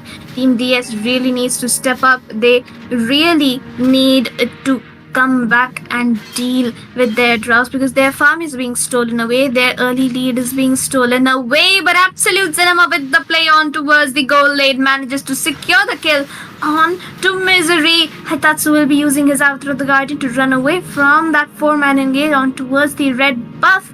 And Lunox, he has to play safe. He has to play a bit more under his turret, because he needs to scale and needs his items. Funny Valentine on a pretty decent at the pretty decent KDA at the moment, and with that we can see that the side of DS seems to be coming back a little by little, so it is going to be pretty decent for them. And with that we can see that we'll be facing the situation into the mid lane. He forces out his flicker as well as the light ultimate. He could have just used up his light ultimate in that situation, but I guess it was a smart choice to play it safe and use up that flicker to escape. Funny Valentine might just be caught out in the middle of 4 people, but I think he realizes that situation and will be trying to run away. Double, he will be blocking that escape, but the Avatar of the Guardian catches 2 of them under that turret itself. Mermaid in bit of a danger. The turret not enough damage to take him in, but Funny Valentine secures the kill. Lunox using up a light ultimate gets the kill on towards Devil, and Team DS back into the lead, back equalizing that score. And once again we can see that the side of Team DS is performing pretty good, but still the goal lead is in favor of Team God Girl Deepu, which might just be the situation. But then again, it is turning. The tides are turning for the side of Team DS, and Lunox, he is doing very well, especially in the mid lane. He does have the glowing wand coming up in just a few seconds. Funny Valentine as well on towards the gold. He has the corrosion skit already, and once the gold and DHS is up, it would be a good situation for the side of Team DS, especially in the late game as we were mentioning. And in the bot lane though, Jazz and Ted Cutie, they are battling it out, and both of those EXP laners are actually at the same situation right now, except for Jazz being a bit behind in farm as compared to that of Ted Cutie. But and towards the top lane, Funny Valentine trying to secure that turret, but will be caught out by the Zaman force. Way too much of a burst damage coming in, but both of them forced to back off. That Cutie managing to get the knockup on towards Hitatsu, but will not be engaging because the turret is still available. Absolute Cinema trying to rotate towards that tier 1 into the top lane to try and possibly defend that. That Cutie looking for an engage with the way of the dragon connecting right onto him. Revitalize has been used up, as well as the deadly shocks, and the Spear of Destruction did nothing except secure that minion last hit into that wave. Jazz a bit slow with the rotations, but Zogai doing a perfect job of split pushing and manages to secure the tier 1 in towards the bot side. Jazz with the way of the dragon connecting onto him. Will he be able to use the Primal Wrath? No, once again Jazz falls 0-1. Not the best KDA for him coming in, but Absolute Cinema with that double kill. What a play coming in by this mage. He is doing the job of the main damage dealer for either of these teams. Big fan right here. But with that, we can see that the side of God Girl Deepu, they're actually lagging behind a bit. Their engages aren't exactly being synced because the side of Team DS is making those plays. They are getting the pickoffs which Funny Valentine and the Lunox needs to farm off, and once they have their items, it might just be game over for them. And once again, look at that Tempest of Blades connecting in, but the Avatar of the Garden enough to save Zogai from that Oh my, implosion play. Devil managed to flicker out of the situation. Haitatsu taunting them once again. Funny Valentine going in for that engage. Ling trying to go for a re-engage on towards the walls. But Lee will be forcing to use up his skip flicker to run away from the situation. Haitatsu using up his revitalize to just disengage. And with that, we can see that the side of DS is completely back into the game. They were losing out in the early phase a bit, but that Lunox and Moskov, they are doing their best once again. As we can see at the moment, the minions, they aren't exactly going to be doing much, but the side of Team DS has the two side lane tier 1s and the side of Team God Girl Deepu has the mid lane tier 1. So it's a bit of a fair situation considering that the mid lane tier 1 is what matters the most for both of these teams. And with that, as we can see at the moment, the things aren't exactly looking good for God Girl Deepu, because look at Lee once again caught out, but the implosion play just not enough on time and will be, oh my god. And there again we can see that it is going to be a beautiful engages coming in by both of these teams, but not enough happening exactly. Jazz trying for a potential engage onto Devil, but no, nothing good coming in out of that team fight. Once again, that Primal Wrath used to bait them off. The light ult getting the kill onto Misery, unstoppable for that Lunox, and the stun onto a Seth Cutie as well as Fantasy going in right in the middle of all of it. Absolute Cinema does have the damage, secures the double kill, and that Tempest of Blaze knockup was absolutely well done. And with that, we can see that the side of DS is completely getting the lead on towards this game. They're going to rush the Lord. They have the Moscow. They have the Ling with the Retribution, who is, the Ling is on a 0-1-3 KDA though, but he has been doing his job of being the damage dealer and securing those turrets and as well as splitting as much as possible. But with that, we can see that the side of God Girl Deepu is falling behind. The goal lead completely in favor of side Team DS now. Jazz once again caught in the bot side, will be using up his Primal Wrath. Not enough damage to take them down though. But Ling with the Tempest of Blaze a little too early. I do not know why he did that and would be bursted out while he was trying to chase down Mermaid. Not the best of decisions considering the Lord is going to be going in that direction itself. And both of these teams are just going to be trying to defend the Lord. Team Dakusena, they want the turrets, and the Gatotkacha and Lunox, they have a pretty good sync at the moment, but Ted Cutie's positioning pretty immaculate in that situation. The blue buff not being allowed to be stolen away by that Lunox, and the Retribution would be secured by Mermaid onto that blue buff. And with that, we can see that the side of Team God Girl Deepu managed to defend that Lord pretty well, and the Ling has to make a bit of those engages carefully, considering that it is not the best situation for the side of Team God Girl Deepu at the moment. And even Team DS can fall apart if that Ling manages to get himself killed a few more times. And look at that though, that Cutie once again with that Way of the Dragon connecting onto the Ling, but Mermaid just not in time for that backup.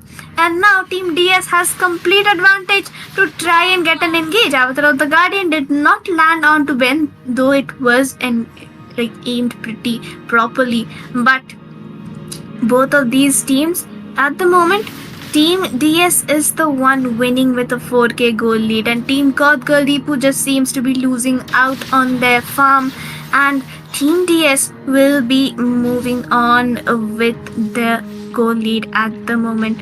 And with that, we can see that the red buff is also going to be stolen away by the Ling, the Zogai on that hero. He is Hayabusa main, but he is doing pretty well on the Ling at the moment, though his ultimates are a bit weirdly timed, I would say. That Cutie looking for engages once again. He is actually the one who has maximum team fight participation coming in from the side of God Girl Deepu. So it is easy to say that he is doing a good job of being the main initiator from the side of God Girl Deepu. But it isn't exactly being useful for them at the moment, because even those implosion plays are coming in quite handy, but there is just not enough backup coming in by Devil or Mermaid just on time, and Team Lipu seems to be losing out in the team fights, which is where DS is doing pretty well. Jazz, he is baiting out himself, he's using himself as a complete bait to lure them out to use up their skills, but these teams, they aren't giving up anytime soon, and DS, they are re-engaging just on time. Moscow, we did miss out on the ultimate, so no vision for the side of DS just before that lot, but it is going to be a speed run. Zogai, he has the damage, he has the retribution, and even the Lunox is positioned himself pretty well. That cutie in danger, and Funny Valentine will be the one securing that kill. Once again, the Avatar of the Guardian not really catching anyone. Shutdown secured by Misery on towards the Lunox. Zogai finishing the kill onto Lee. Winter Trunkin popped out by Haitatsu, but the Lord will be secured by Zogai, as well as a double kill by Jazz on towards Vexana, and that cutie right onto that bush area. And with that, Team DS, oh my god, DS is the one who will be securing that Lord. Moscow with a lot of damage at the moment. He does have nearly his full build. All his items are up, and that is exactly what DS was planning since the beginning of the game. They want to let that Moscow and Lunox farm up. They want to let the rest of Team Golgaldipu bait out their skills onto the Ghatotkacha as well as Ling and Jazz. So with that, once again, Jazz will be forced to flicker out of 5 people. Avatar of the Garden baited out as well.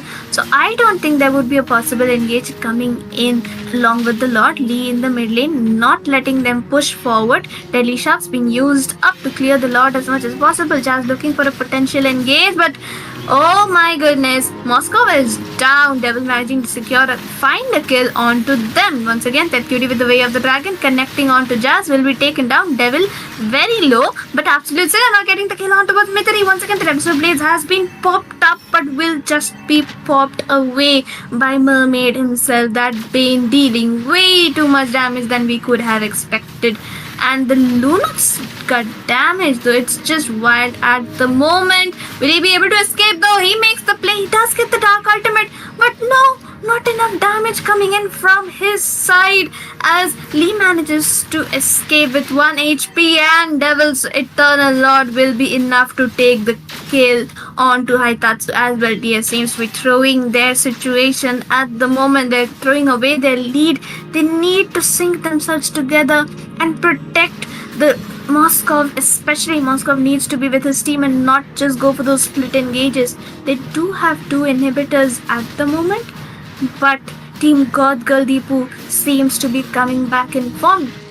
That Harith is farmed, Devon is farmed on the Vixana, and even Mermaid can burst them out with the second blast of his second skill. And with that, we can see that the side of Team Golgaldipu is moving forward. They're using it to their advantage. They're using those kills to their advantage as Mermaid secures the tier 2 into the bottom lane, and with that, that cutie in a good position once again to try and catch anyone off guard with his Way of the Dragon. But the side of Team Golgaldipu seems to be disengaging and backing up right away for the Lord, that it is going to be up from the side of Team Golgaldipu, and the Lord is going to be up in just another 5 seconds. Will Dakusena be able to cover it up for them? Will they be able to secure another Lord in their favor? Or will Lunox be waiting out to take out one of them? That cutie looking for an engage onto Zogai, possibly to bait out that Tempest of Blades. But Moskov, he will be looking for the split, but Harith realizes that, will be recalling right back away to base. Will Team DS be using this to their advantage? Haitatsu needs to scout out that mid bush. He is completely unaware of that cutie and Lee is positioning, but no, he does it. He does secure that vision onto the mid side.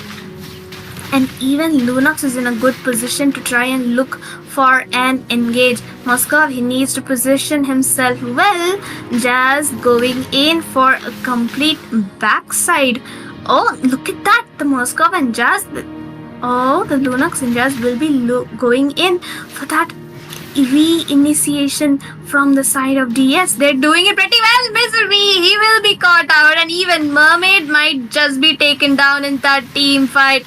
Too much of CC coming in, but the light ultimate being popped off by the Lunox once again gets the double kill. Jazz trying to chase down Ted Cutie. 3 members down from the side of God Girl Deepu, and oh my goodness, it might just be coming to the end of this game. Ted Cutie trying his best to try and defend, but Funny Valentine takes down the base with him. Team DS secures the first victory, and it is going to be a 1-0 lead in their favor. Lunox being the MVP from the side of Team DS, but Moskov is the one with the highest push. And even Jazz, he did a good job of baiting them out. And Zogai, he did use up his ultimates at very weird times, but it was working out for them, and the side of Team DS secures that first victory. Team God Girl Deepu, early game lead, late game comeback, both of them just thrown away with one bad positioning towards the end of the game. But then again, good effort by both of these teams. This was game number 1. We will be right back with the second game in just a few minutes. Stay tuned.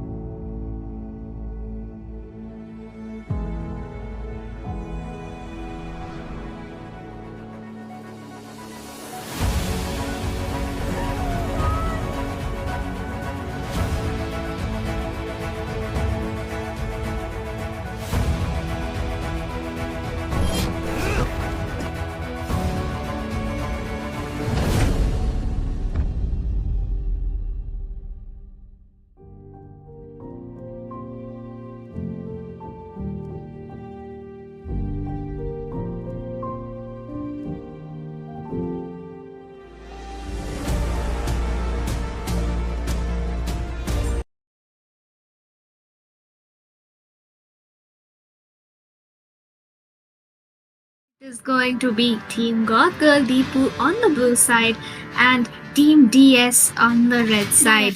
Team DS has a 1-0 lead at the moment, and they would be looking forward to end this series with a 2-0 unless and until Team God Girl Deepu tries and makes a possible comeback on with and secure the score as a 1-1 for this best of 3 series.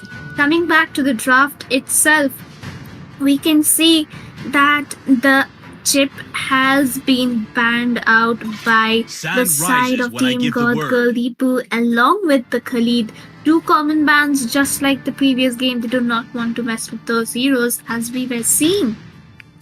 But the side of Team DS, they're actually banning out on the Grok and Jukshin once again. Matilda might just be their 3rd ban considering Team God Girl Deepu has the first pick advantage in their favor, but the side of Team GGD, they would be looking to pick up on their possible comfort heroes like that cutie. He should be going in for that Phobius in the EXP Mermaid to go in for this comfort pick in the jungle, as well as Nathan to be picked up by Misery.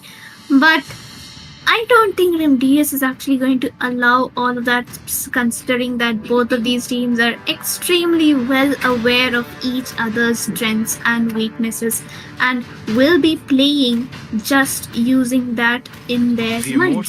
And with that, the Suyo has once again been banned by the side of God Girl Deepu. So those are the 3 same bans which they did in the previous game.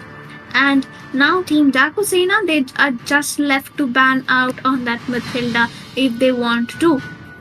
In this situation, to not let Lee pick up on that, and the bans remain stay the same. They stay the same as the first game. All 6 bans are the same, and with that we will be moving in towards the pick phase. The Phobius is still open, the Ghatak Kaja is open to be picked up, Misery's Nathan is open, the Harith and Lunox are open. So it is going to be an absolute cinema situation at the moment. Oh, I did not recognize that we have an absolute cinema in the side of the team. What do we say that again? From the side of Team Dakusena. And with that, we can see that Death Cutie will be picking up on the Gatutkacha as we were predicting. And with that, Team DS gets the chance to pick up on Zogai's Hayabusa. And the Lunox will be locked in once again by him. He did secure the MVP in the previous game. He might just secure it this game as well. But that Hayabusa, we are going to be in for a treat because Zogai, he has those games on that hero. And he might just be giving us all some free entertainment in this game. I mean, it could be favorable for the side of God Girl Deepu as well though. And with that we can see, but the side of Team God Girl Deepu isn't going to be giving up soon either. They pick up on the Aurora for the mid lane, a good pick against that Lunox, and even the Ling has been picked up by them, who can actually cancel out Hayabusa's ultimate and kill him by using up his own Tempest of Blades in the process. Naitatsu here should be looking for a possible counter for that Ling and Aurora, which is hard to do considering the side of Team DS is lacking a front lane at the moment. But if they pick up on that Hilda right now, it is going to be a very interesting situation from the side of Team DS. But then no, they actually switch it out with the Tigreal. I don't exactly understand the Tigreal pick here though, considering the Gatutkacha is there to interrupt the implosion. The Aurora has a passive as well as the Fidget Glacier to interrupt, and even the Ling will just run away with that Tempest of Blades. But with that, we can see that the side of Team DS are going to be banning out on Misery's heroes. Once again, the Nathan has been banned out, and God Girl Deepu themselves ban out on the Moskov to not let Funny Valentine onto that hero. So those are two respect bans coming in by both of these teams, juggling their draft 50-50.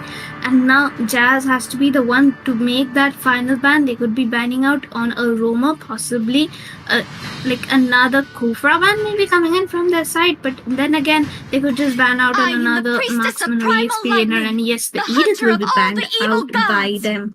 And with that, we can see that the side of Team God Girl Deepu is going to be banning out on their last hero, and it is definitely going to be a gold laner. And yes, they do ban out Funny Valentine's Harriet, but this does mean that Jazz, he still has his Masha left to be picked up.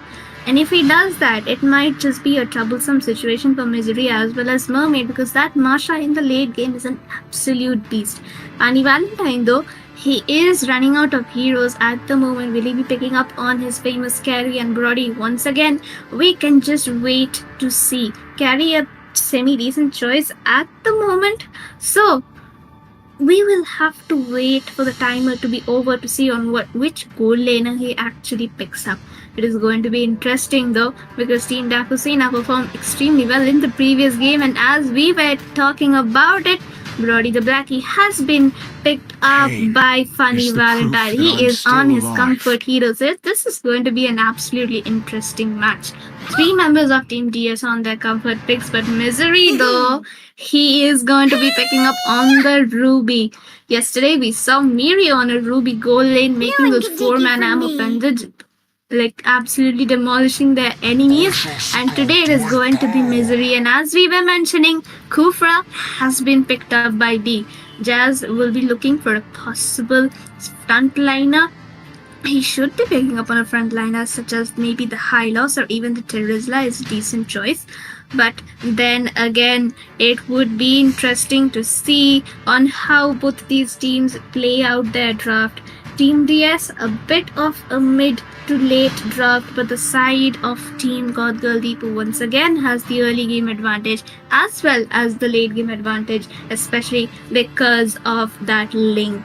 So it is going to be interesting to see on how this Hylos pick works out for the side of Team DS, especially towards the late game.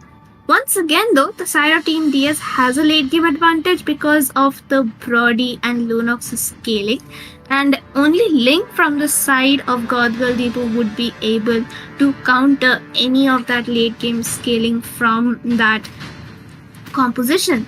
So Team God Girl Deepu, they definitely need to use up that early game potential to their advantage.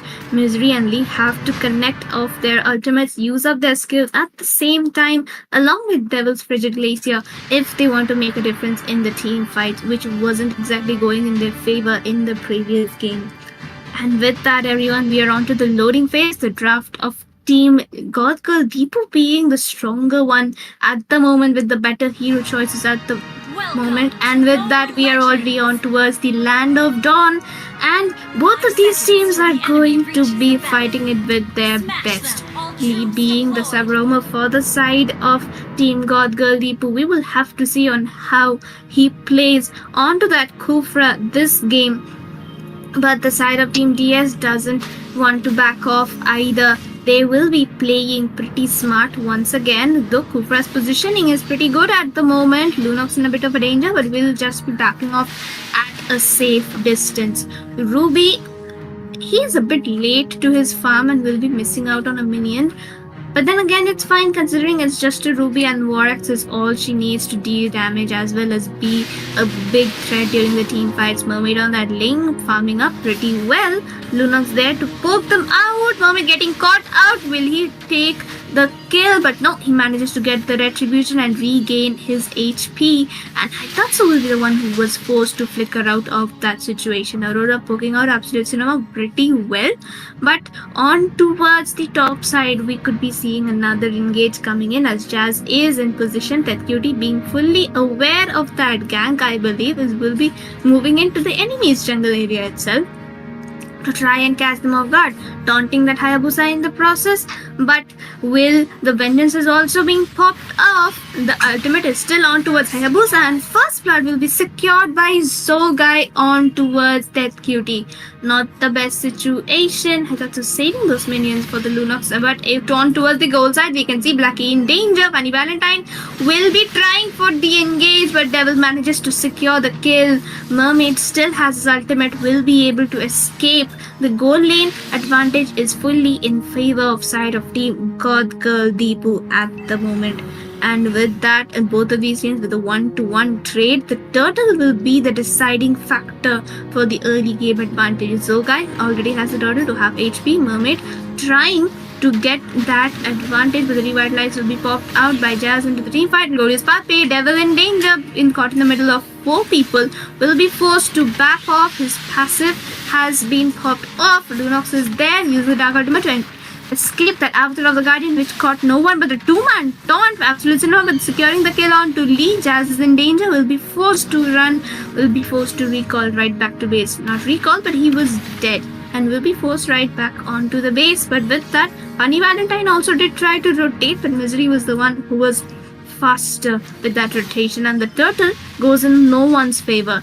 Ling, though, he will secure his blue buff earlier, and Zogai still does not have his blue buff, and as a Hayabusa, that's a bit of a concerning situation since he needs to get his items and he needs to be the one to secure those wins. Hylos, though, on the top lane, poking out that cutie as much as possible, and Hylos is a big win against the Gatotkacha on towards the mid side, though. God Girl Deepu on towards the turtle. Hitatsu in a good position. The flicker implosion catching him, but the Avatar of the Guardian catching 2 people off guard. Zogai managing to steal away the turtle. Absolute Cinema being killed off by Ted Cutie. Beautiful play once again, but Jazz managing to take the revenge on towards Mermaid, and a triple kill for that Hylos once more. Funny Valentine helps Jazz secure the Maniac, but the flicker ammo fended right back onto base, and the shutdown will be secured by Misery. This is definitely going to be a clip-worthy moment to get a Maniac as a tank, that too a Hylos. And Mermaidier in bit of a danger, does not have the Tempestor Blades, and will be taken down by Absolute Cinema and Funny Valentine together. Flicker, though, used up by both of them, so they will have to disengage at this situation. GG and well played by both of these teams, but that Maniac is going to live with all of us. Devil also in danger, and the mega kill by Zogai. And with that, we can see that DS once again has a 6-kill goal lead with a 2k advantage in their favor. Misery trying to get the vision with his first kill, will be successful in doing so, but Absolute Cinema as well providing a good rotation. Ling being poked out by that Hayabusa, and that is what an 8,000 matches Hayabusa does to you. Everyone, do not leave it open for him to be picked up unless you are confident with your draft. It did not work out for the side of God Girl Deepu, as we can see here. Devil once again being caught out by Jazz.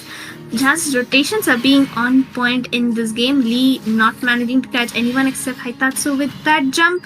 And with that, we can see that the side of DS is looking for that engage. The Glorious Pathway would be used up. Hitatsu, his implosion being cancelled away. And the Avatar of the Guardian catching him, and the Titan's raid onto the turtle. 2-man. Oh my god, 2-man, I'm offended coming in. Absolute Cinema managing to escape with 1 HP, but Hayabusa using up his ultimate at the exact last moment to secure a kill, and only 1 will be falling down from the side of Team DS, which is Jazz, and 2 from the side of Team God Girl Deepu, being Lee and Misery. As we can see, it is absolutely interesting at the moment to see what Team DS does to the side of Team God Girl Deepu, because this draft isn't working out for them. 7 kills lead for the side of Team DS, and now they're going in for the second turtle of the game, which might just well go uncontested considering the members of Team DS are absolutely in position. And Lee, though, but he won't be anymore and will just be forced up. The implosion play coming in on 2 of them, but Hitatsu, he will be caught out low, and Mermaid being the one to secure that retribution, getting the shutdown on towards Zogai. That did not work out for them as planned. Funny Valentine dragging that cutie right to Haitatsu's face as he was recalling. Haitatsu being scared right there, but will be managing to recall in peace. Lee jumping out towards that Lunox will not be catching him, though it was a very, very close call. And oh my god, this is going to be a good situation at the moment. Devil and Panditji being the center of our attention from the side of God Girl Deepu, and they are doing exactly what they can do best. Panditji, though, he is doing pretty well with those retributions finally, as we can see. But from the side of Team DS, it is a better communication at the moment. Lee, he is being caught out. Haitatsu with that instant implosion, and even the Frigid Geyser as Lunox manages to kill him, and killing spree secured by Funny Valentine onto him. And Zogai in the top lane gets the kill on towards Ruby. So it was a 3-for-none trade, and the only kill being secured is by Mermaid on to Funny Valentine himself. And with that, we can see that these teams, they are doing so well at the moment, but Team God Girl Deepu just isn't able to perform as they were performing in the previous games when they almost defeated ABM. So it would be pretty interesting to see on how the late game plays out for these teams, because at the mid game situation at the moment, Team DS is the one who is superior, especially Zogai and Funny Valentine. They are performing exceptionally well, and given that he is on his Black Hero comfort at the moment, no offense meant at that, that Brody is doing pretty well, and even Jazz is doing a good job of baiting out those skills. So Funny Valentine and Lunox have the complete advantage of going in and coming out at the situation, but the Kufra managing to catch two of them inside that bush, and the Frigid Glacier also landing just on time will finally be getting that double kill by Misery. But the back lanes are falling apart. Mermaid is in danger, will be killed away by Zogai, but a triple kill secured by Misery. Lee managing to survive with less than 1 HP. That Zogai trying to chase down that cutie, but will be backing off because once again it's a Gatotkacha. So we should be doing a good job at the moment on how are these teams going to be playing. And the Lord is up. 3 members down from the side of DS, but they are now back up. But God Girl Deepu, they managed to equalize the gold so far, even though they are still have a 6 kills disadvantage. Funny Valentine is the only one who has the potential to burst them down at the moment. Not even Lunox has completed the Holy Crystal, and Red Cutie and Misery trying to steal away Zogai's buff, but the retribution was baited out. So this means that the side of God Girl Deepu would be able to take down that Lord pretty easily in such a situation. But Lee with that Flicker Tyrant's Rage on towards Funny Valentine. Beautifully well done by them. And the game is turning its tides. God Girl Deepu is trying to come back out of the Guardian by Tetsuya landing onto Natalia, but Absolute Cinema securing the shutdown onto Misery, and now a double kill as they are trying to take down the mid tier 1. A big mistake by the side of God Girl Deepu exactly at the moment, and that is what is going wrong for the side of God Girl Deepu. They play so well in the early game, and late game it just falls off.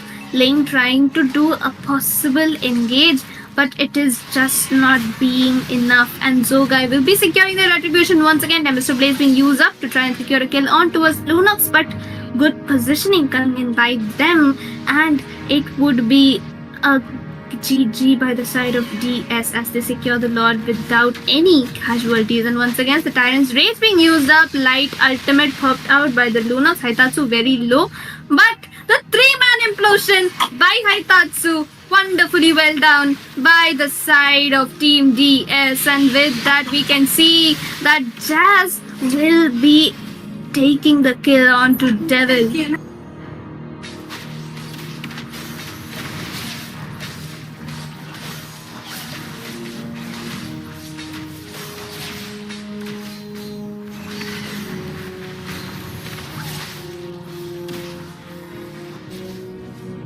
Bit of a technical glitch there, but we are back. As we can see that DS will be trying to steal away Link's blue buff, and they successfully do it with just one shadow being used up by Zogai, and Hitatsu once again looking for a concealed play but not being able to secure it.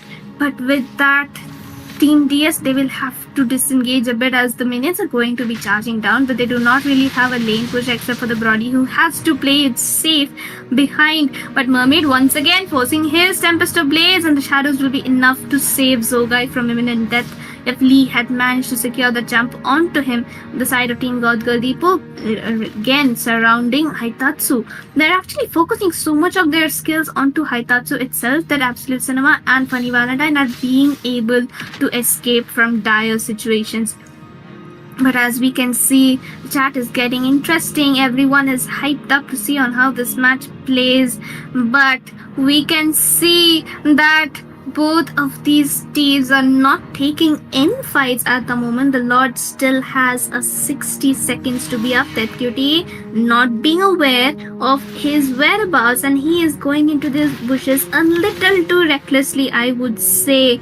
But then again, the side of Team DS is also doing pretty well in securing the objectives, as they did with the top lane tier 2, and now Link's buff is going to be up. Link uses up his conceal to get into position to not let the side of Team DS steal away, but the glorious pathway being used up. Lee manages to get the Tyrant's Revenge onto Funny Valentine, but the implosion coming in onto Misery. Zogai being caught in that Vigilation manages to use up his ultimates and escape from that situation, but will be caught out by Ted Cutie in that team fight. But Funny Valentine getting the revenge, but Lunox with that killing spree once again. Funny Valentine also with a double kill, 3 members down from the side of Team God Girl Depot.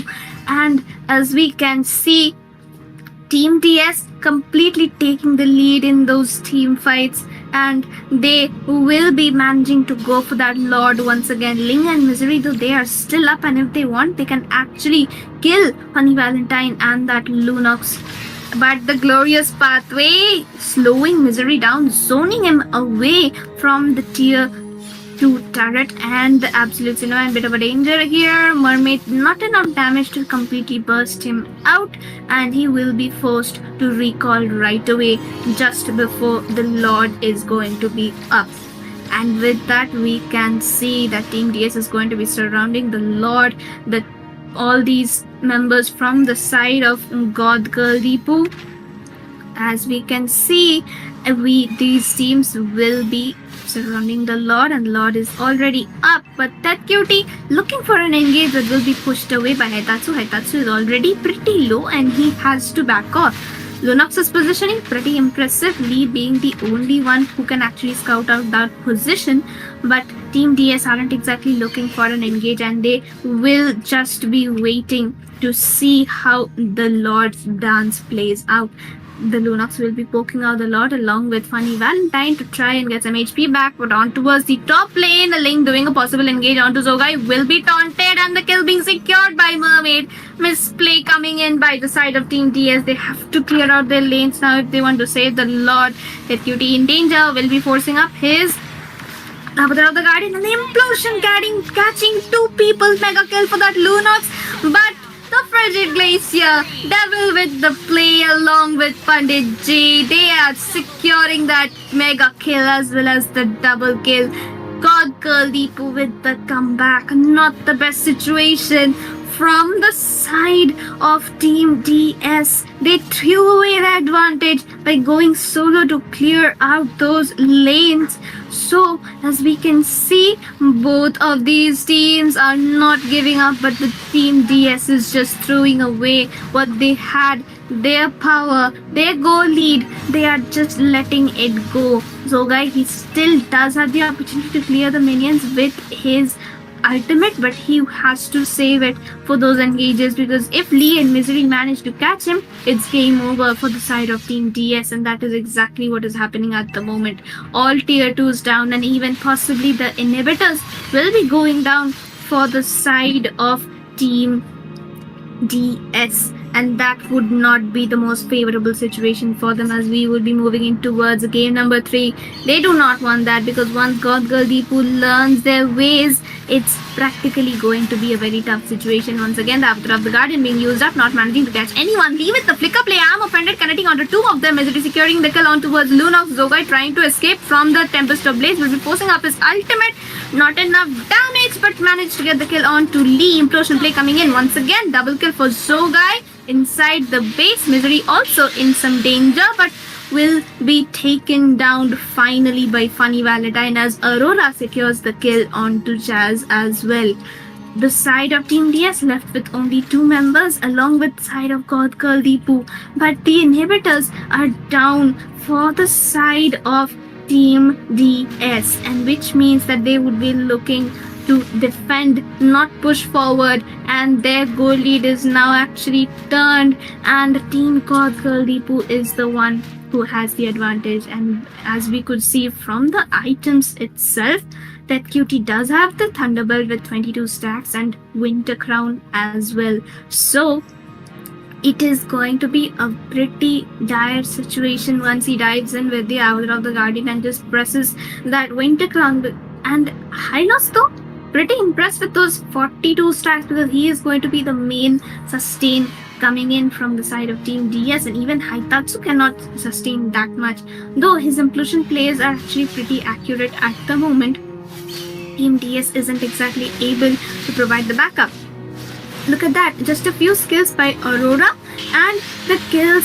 Haitatsu is being taken down. Absolute Cinema having to force out his ultimate. Winter Crown being popped up. Mermaid in danger, will be taken away by Funny Valentine. Finally, double kill for him on that Blackie, and Zogai being the man to secure the kill onto Devil. God Girl Deepu on the back foot. Jazz chasing Misery down as far as possible. He is not letting them go anywhere. He's going to chase them down as the rest of Team DS manages to secure the kills onto the mid side. The minions are there. The flicker arm offended, connecting once again, but that Cutie managing to take down Absolute Cinema. Funny Valentine does have the damage. Will it be enough to actually take down Misery? After the Guardian is still alive, catches 2 of them, but the damage coming in by Misery is still quite a lot. Winter Crown being forced out by him, but that Cutie manages to get the kill onto Jazz. That just shows on how irritating that Gazukaja is, and the Winter Crown being popped off by him. Mermaid trying to go for a chase. Mega kill secured by Funny Valentine. Does not have any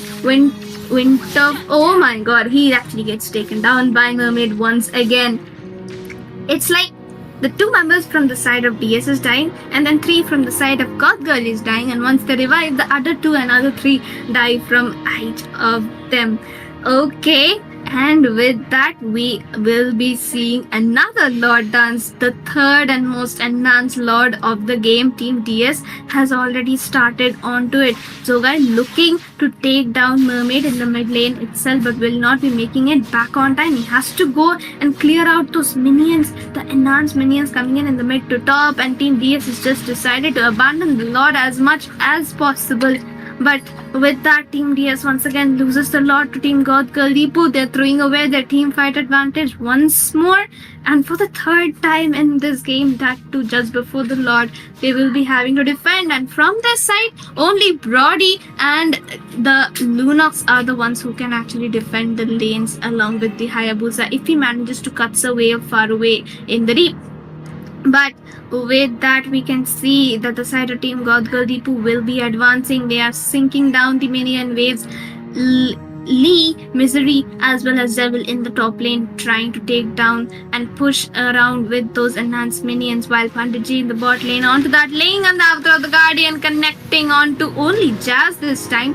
So not much of a threat coming in by their side. So the side of Team DS still has a chance to defend, and the Lord will be marching down the mid lane. The minions are perfectly synced and will be coming down on all possible lanes. They need to defend this Lord. They need to take it down. Lee looking for a possible jump, not landing onto anything except a minion, and the Lord might just be taken down by the side of Team DS, and it goes down. And even the minions are also perfectly cleared without any casualties. So with that, we can see that the side of DS has managed to defend once again, and DS did not manage to push forward with the Lord and take down even an inhibitor with this Lord. And so that was well done by the side of Team DS, I would say. But the side of Team God Girl Deepu, they also have to go ahead. They cannot be waiting for another Lord, because one mistake and DS will actually use it to their advantage. Jazz going in with those positionings pretty well, staying in front of his team and giving Haitatsu the comfort to actually do a proper setup. But Team GGD is also playing pretty safe at the moment, because they realize that Haitatsu is the only one from their side who can make a possible play during the team fights. And along with the Brody and Lunox, it is going to be a complete massacre for them. And in this best of 3, nothing can be said, because both of these teams, one single mistake in the game would completely turn its tides. Even with the 7 kill lead, Team DS is actually only 200 gold in lead from that of God Girl Deepu. So considering all that, we would be seeing that Team God Girl Deepu will be waiting for the Lord. They are actually frozen out the lanes so that Team DS cannot farm up anymore, and they will actually be looking to take out Zogai's blue buff as well. But that's not quite possible given the fact that Jazz and Haitatsu are there for the backup. Lee once again looking for an engage from the top side itself, trying to catch out that Brody as well as Lunox, but the vision would be used up just on perfect time. Now that the Lord is up, Team God Girl Deepu is going to be moving towards it. But they don't actually instantly start it, because the Ling still has to secure his buff, and he doesn't have it, and the implosion play comes in onto 2 of them. Winter Grounds being popped off left and right, but Funny Valentine manages to secure the kill on towards Devil. Tempest Blades has been popped up. Funny Valentine with the flicker play, the arm offended connecting onto 2 of them, but after all, the Guardian manages to catch Absolute Cinema, and once again another Winter Crown in that team fight. He will be managing to flicker out of the situation, but no, Mermaid with the re-engage and gets the kill. But Funny Valentine with the replay onto Mermaid. Panditji will be taken down by him. Misery also with a 3-man arm offended once again. Another glorious pathway in the same team fight. It's been that extended. Misery being stunned out by Jazz and Haitatsu. Team God DS, they are marching forward. Misery manages to get the kill on to Jazz. He will be able to recall on time. Flicker Implosion missing up. Torn apart memory, not enough to take down Misery. Will he be coming back on time to secure those minions? But no, the Joke guy being taken down by that cutie, but the base, it falls in favor of Team DS. 2-0, clean sweep coming in from them. That Brody, the black man, being the MVP from the side of Team DS. Absolutely well done by them.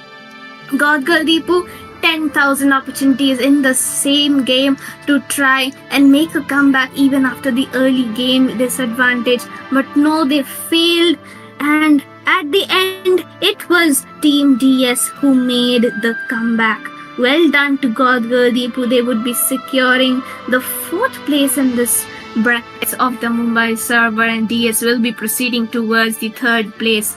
We would be back with another set of best of 3 between dads and sons, and none other than IGN. And with that, this is game number 2, everyone.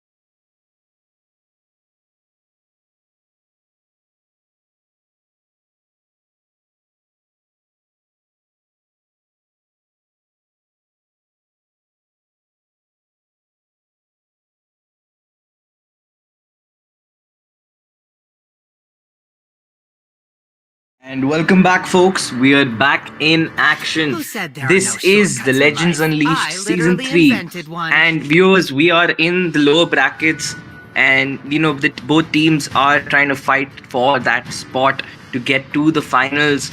And this is just one of those brackets between Dads and Sons and IGN, with Dads and Sons being on the left, taking up the first pick. On the right side, it is IGN who will have to respond in the draft. And I am your caster, Baldudu, along with Ray. And just let us know who are you supporting in the chat. Meanwhile, heading into the draft, the Matilda and the Edith have been taken out by DNS. And the response is the Chip and the Zuzhan. So, Ray, what are your thoughts? What will be the final two bans? Are we going to be seeing a Khalid maybe? Yeah, on the red side, it's probably going to be the Khalid or the Suyu if they do not want to give it out to DNS. And on the other hand, maybe the side of DNS can go in for... It depends on the gameplay. What composition do they really want to go in this best of 3 series? Because I mean, they're going to be a different pick on the second game, so it's going to be interesting. But anyways, thank you for the intro, Baldudu. I was a little late to the scene, so thank you for covering it up. But ladies and gentlemen, I am pleasured to be here with Baldudu as well. And yep, it's going to be the best of 3 series. And let's see. And no, interesting. A Khalid ban on the first pick. What do you think of that, Baldudu? First pick Khalid, it has been banned. I think it's reasonable because the Khalid is so versatile, and I think IGN did face a Khalid yesterday and they did struggle against it. It was against Zohant, it was against ET. And yeah, the Khalid could go in the roam. He has the Sandstorm, really mobile. So yeah, it is not easy to deal with the Khalid. The ban makes sense. But on the other side, there's a lot more heroes open. You have the Aurora open, the Vexana is still open, the Nolan, the Ling, the Hayabusa. There's so many options, and IGN has to give up something to their opponents. Yeah, and no, they are deciding to probably give up the Suyu. So let's see if DNS will be picking it up. Is this a bait on their hands, or is it gonna be something interesting? Because the side of DNS, they have a lot of options on their hands. They can go in for perhaps the Suyu. They can even go in for the Ling. They can. Yep, nope. They just pick up the Suyu right there. New unbalanced hero. Many people still have a little difficult against his Snowball, but at the same time, there is the Phobius, and the Anti will lock it in for his team. And let's see if we're gonna see a Pakito jungle, because I've been wanting to see a Pakito jungle in Indian tournament for so long. And right now, the Phobius pick by Anti-Manage, a really solid pick on the EXP lane, especially now that the Khalid is taken out. The Phobius can do a really good job if played right. Meanwhile, Witch picking up one of his comfort picks on that Aurora. He has the Hailstone Blast. He has the passive to stay alive in the fight for a little longer. And most importantly, the Frigid Glacier. I mean, nothing much has to be said about that. That's just such a broken kit on Aurora, and I'm sure he'll be able to maximize its potential. I mean, I think many people are really, really comfortable with Aurora. Well, she's chill, right? She's chill to be playing because she is just built of ice. So yeah, it's gonna be obvious why many people go for that. And obviously her kit in general, the freeze. At first when she got revamped, I was a little bit skeptical. Like, what does her freeze do? Like, some CCs, like the suppression is the best CC. It stops everything. But her freeze is, I think, if suppression is a 10 out of 10, freeze would be a 9 out of 10 because somehow it stops almost all of the ult in the game. Even Odette, who actually requires a knockup. So it's really interesting how they have made her after the revamp, and I really love her. So yep, Witch definitely going for the comfort pick, but we are almost pushing into the second phase of the ban section, and it's going to be interesting. What do they want to choke in more? On the side of DNS, they have the gold laner already, so perhaps they could choke in on the tank, try to deny Kimi some heroes, and on the other hand, IGN could perhaps choke in on the mage. They can ban out the Vexana. Yep, there we go. Even when all is forlorn. The Vexana ban, called it. Good ban, good call out. But yeah, you by picking up the Aurora, your options in the mage have kind of reduced. The Rafa band quite interesting, but it does make sense with the Folk and Alpha pick. The Eve ban once again, I probably expected a low E ban, but this also makes sense. Another interesting thing I've seen is in Singapore, they are using Terizla as the mid lane rather than. Yeah, so they're using Terizla as a mid and they're going with Nox or Harith in the gold lane. So they're getting enough CC in the early game because Terizla, despite being a little more squishy after his nerf, is more than tanky enough as a mid laner. So What did they go for the EXP lane though? Like another fighter? yeah, the EXP lane will be something like something that can go flex picks with damage or CC, something like an Edith, or maybe something just for pure burst like a Bene. So they have that versatility in their comp, and the jungler is as usual an assassin. But the Moscow has been picked up by Aaron. He gets his comfort pick once again, and we'll have to see if he can make best use of it. Where there is light. Yep, there indeed. are And also I think I shadows. have seen a fighter mid lane as well as assassin mid lane. I think Team Mark made use of it 2 months ago or so back when Roger was the main hype, right? Yeah, I saw that, but it wasn't a Terizla mid lane. It was a Leo mode mid lane. So yeah, I think it would be interesting, but no, they decided to go in for the diversion play, picking up the Pie Grill on the Doom as well as Bluey for Invoker. So we're going to be seeing a lot of hidden bush plays coming in from the side of DNS. On the other hand, so far, the side of IGN, they're going in for, well, it's a basic composition. They could go in for the Angela right now, but no, they go in for Curse of the Blood Moon. So it's going to be interesting. Do they want to re-engage with it, or it's going to be interesting to see how they make up the play. What do you think? I think it's going to be a re-engage composition whenever Luo will use the diversion. You know what? I think they're gonna play. Both sides are kind of going to forget they have the Doi, and they're just gonna keep fighting because both of them. It's not like I'm not saying it in like a mean way or I'm trying to insult the teams. It's just that they are really good with catching the vision out. Both the roamers, Doom and Kimi, know exactly where most of these ults will come out. Witch and Invoker also have an idea as to how to, where to expect dives from. So the diversion play will be used very sparingly and mostly, used as a disengage or just to use to, travel to lanes faster rather than an actual play. Maybe the Tigreal could utilize it, but if you want the Tigreal to set up with the diversion play, okay. Interesting. Interesting. Okay. Well, we should be back soon, hopefully, because there might be a technical issue, so stay tuned.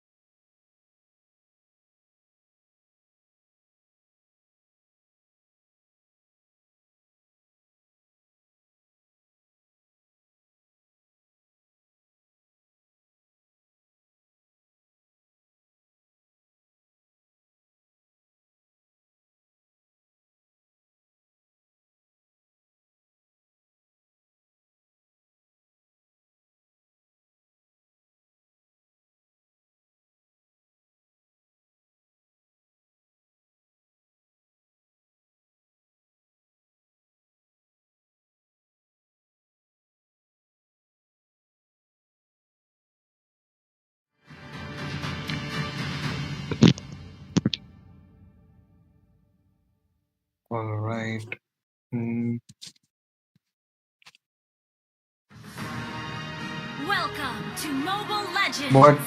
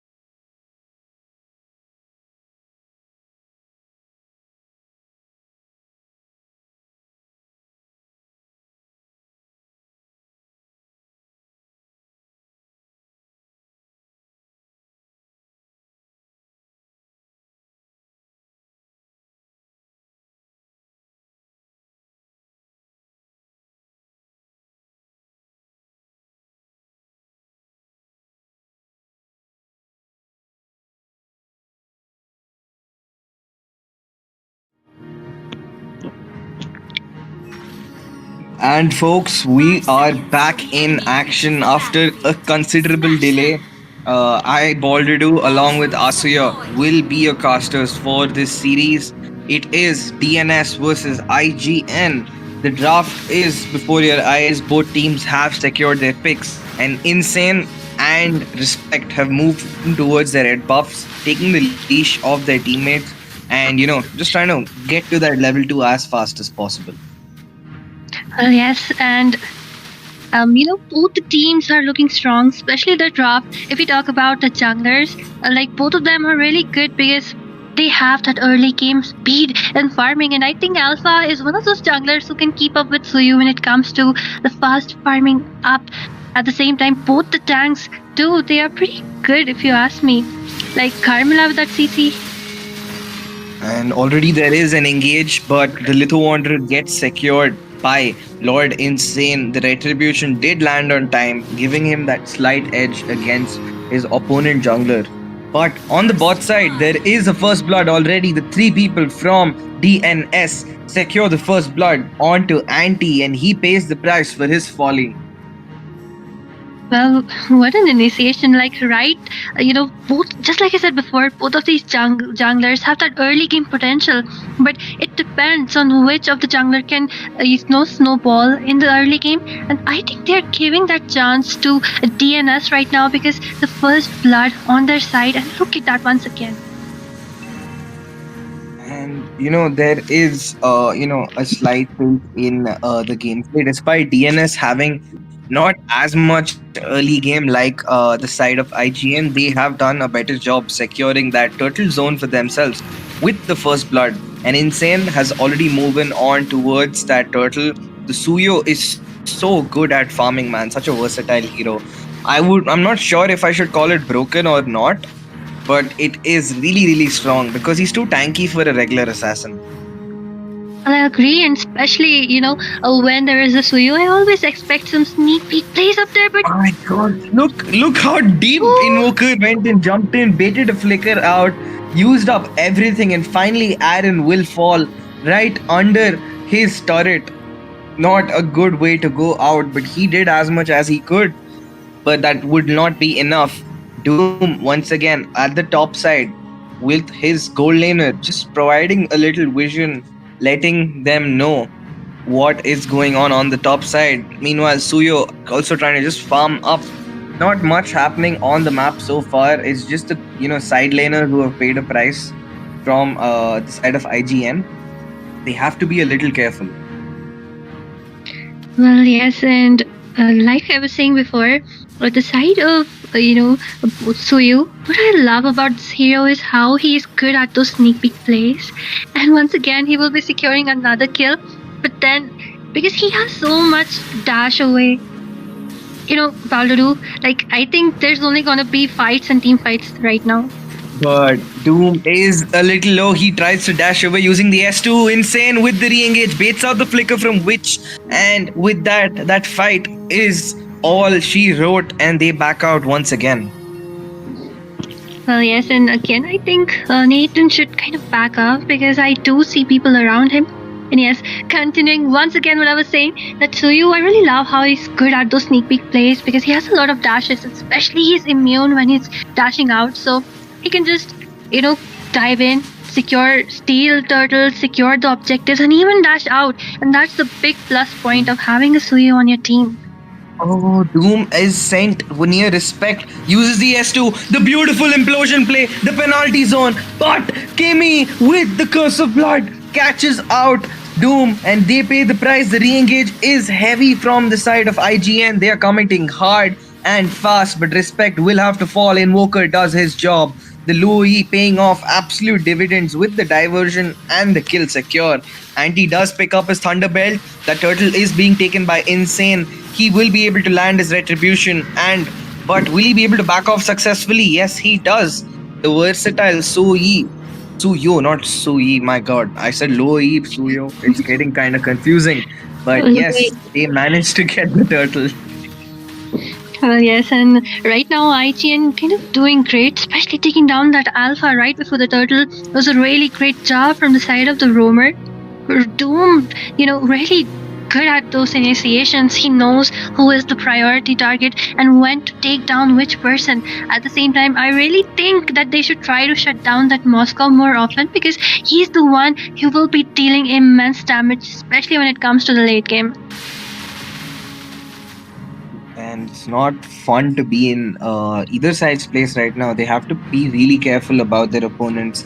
Both sides have a lot of CC and a lot of re-engage, which is the actual scary part of their comp, because you never know the person who you're trying to chase will end up catching you right now. But there's a diversion play. It's just a fake out just to give some vision, and they succeeded. But Insane pushes on to Lord Aaron the Creator, and he will fall for the third time this game. 0-3-0 already for this marksman. He's suffering, but Kimi is being chased out. The curse of blood connecting on 3, but Kimi will fall before anything comes out of it. We just look at that positioning coming from Doom right now. Like Kimi was all alone. He was kind of being chased from behind, but then just as he thought that I will be able to escape, there was Doom in front of him, writing all over his face that it's time for your Doom. That's how good he is at the vision. That's how he is good at everything. And just look at the goal lead coming from the side of DNS right now. That Lord Insane already onto his Thunder Strike, and just look at Breastplate, 2 of his items giving out the Feather of Heaven, and the Stallion Sight, the amount of damage he will be doing is insane. So I really hope that they kind of shut down that Nathan, or IGN will have a really hard time. Oh, but on the bot side, they are coming on to Corey QT. Lord Insane does get the turtle, but they're gonna re-engage the sustain from the Stereosaurus. Insane, but the Doom with the 3-man implosion with the setup of the Frigid Glacier, providing a perfect triple kill for Breastplate as he picks up the scraps. Man has to do absolutely no work. His Roamer and Mage are on point. Doom and Invoker, the duo is absolutely crazy for Breastplate right now as he is at a 3-0-3. The scoreboard completely in favor of DNS as they're trying to clean up the tier 2 on the bot side. Well, absolutely. I'm in love with Doom's gameplay. Like, whatever tanks he plays, just like I said before, he knows what to take, when to take, how to take. And right now, like just like I said, when they need to shut down that Moscow, they're trying to gank him up. And especially the macro gameplay coming from the side of DNS right now is absolutely insane. Just look at that, not even one turret touch from that side. But Kimi looking in a bad shape once again. And once again, there is an engage. Lord Insane gets the killing spree onto Kimi. He has fallen for the third time already. They want to siege the tier 3. So on the bot side, on the mid, it will fall. But the shutdown, there is some more action. The tier, oh my god, Breastplate is picking up kill after kill. He is at a 504.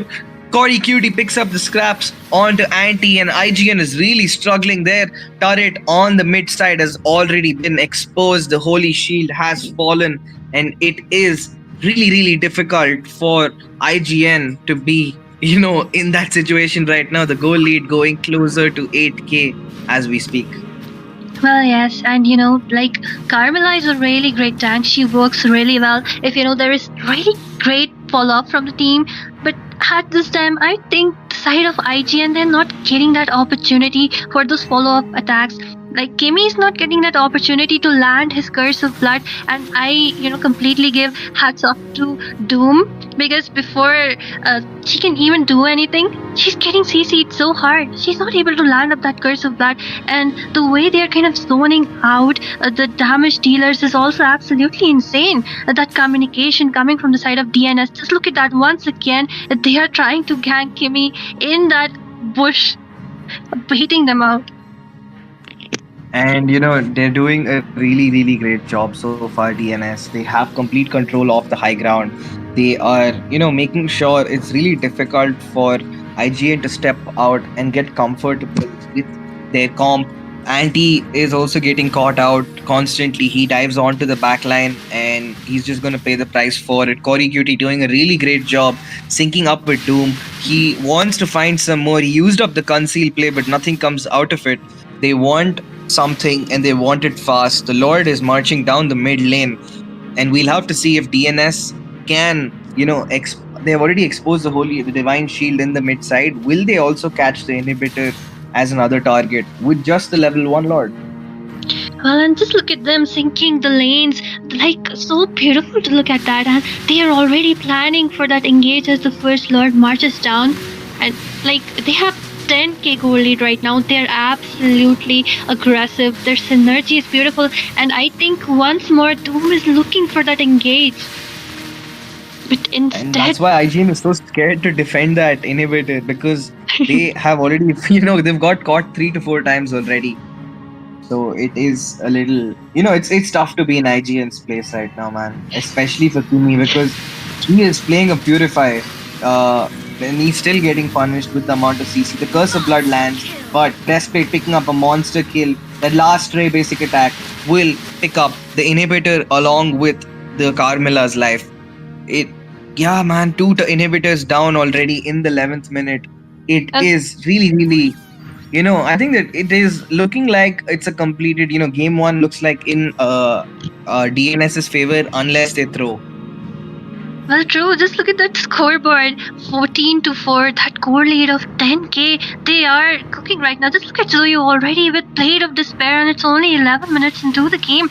Like Holy Crystal on that Nathan, absolutely insane. That's why they're kind of getting melted down, and that's one reason why Kimi, whenever he just doesn't have that proper defense right now to absorb that damage, especially coming from that Nathan, because he only is trying to build up an anti-curse right now for the Suyu, but they have a lot of magic damage, especially that CC coming from Doom, followed up by our Loi and then followed up by our Terizla. That combination is absolutely insane, and the way they are timing it perfectly is a cherry on top.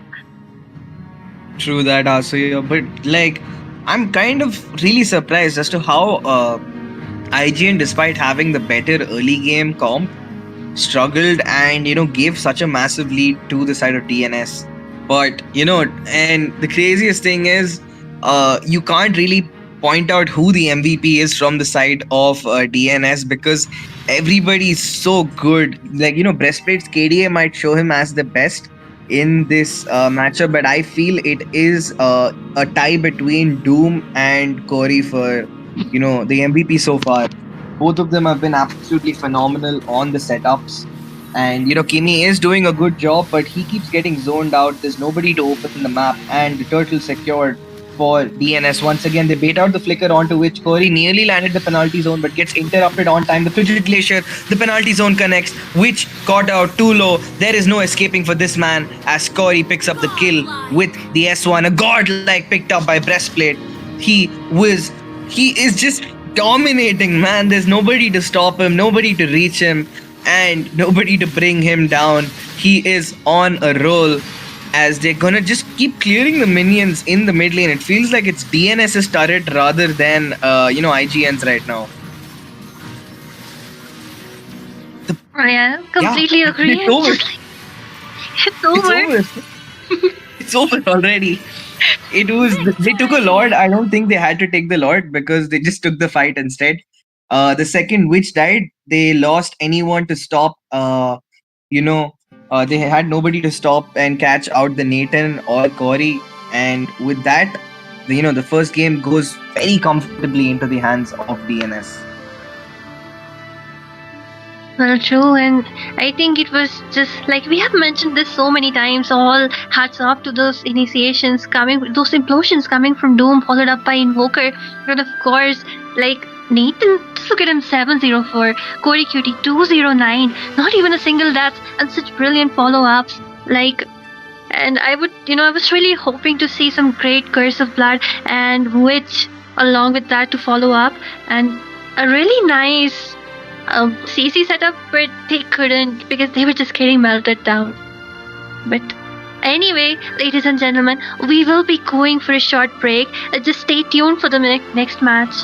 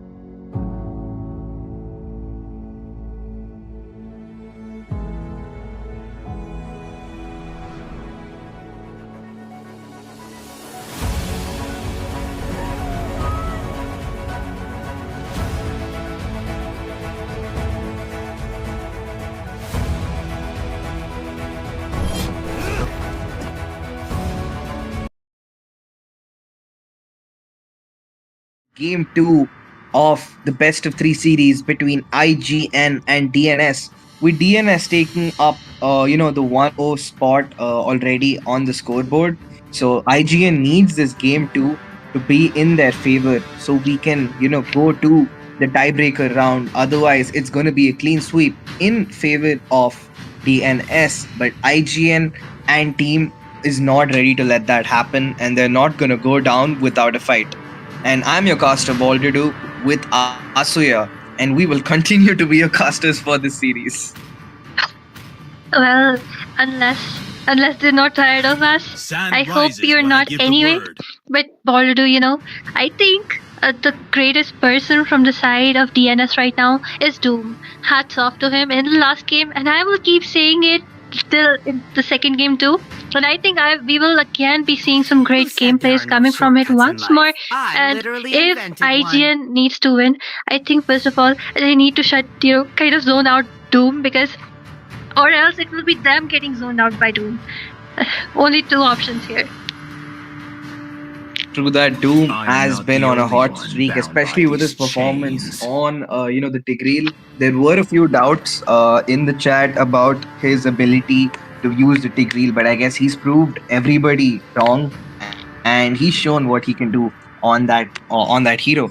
But speaking of the current draft, Anti has taken out the Khalid and Respect taking out the Phoveus. So IGN is looking at an EXP focused draft maybe, or they just want to lock down Corey Cutie and reduce the options he has on the EXP lane. Maybe we might be seeing a Zujin ban or a Suyo ban, because Insane was really good on that and Zujin is meta. What are your thoughts on it?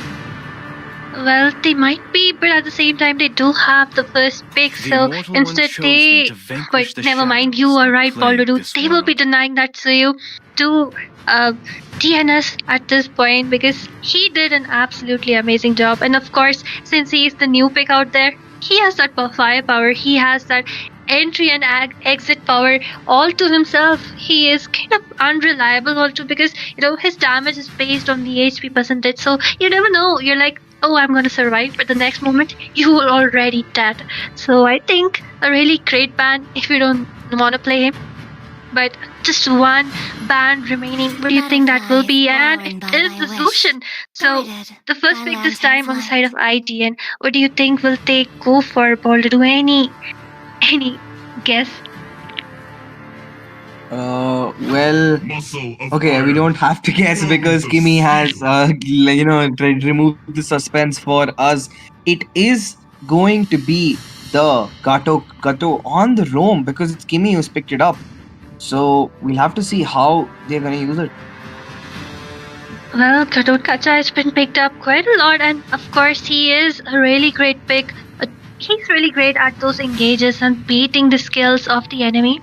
So, one of the things which counters Gatot Kacha is an Aurora. So DNS might go in for an Aurora, I'm not sure. But instead, Invoker goes in for a Eve. The hunter of all the evil gods. What do you think about that? Oh, I really like this Eve pick. I'm so excited to see it. And yes, it's going to be a really solid option, poking their opponents out. The dimensional fissure, that's the Nolan's ultimate. I keep forgetting Eve's kill set because she's not used regularly. But yes, she does a lot of slow, and she's really solid in her mid lane. A great option with the clear and the poke which she brings to the table. So yes, great choice by Invoker, but which does not want to give up any ultimate, and he's like, I want Corey Cutie's Primal Wrath and Eve's ultimate, and he picked up the Valentina for himself, with Aaron picking up the Harith, and that's 3 magic damage dealing heroes picked up by IGN already.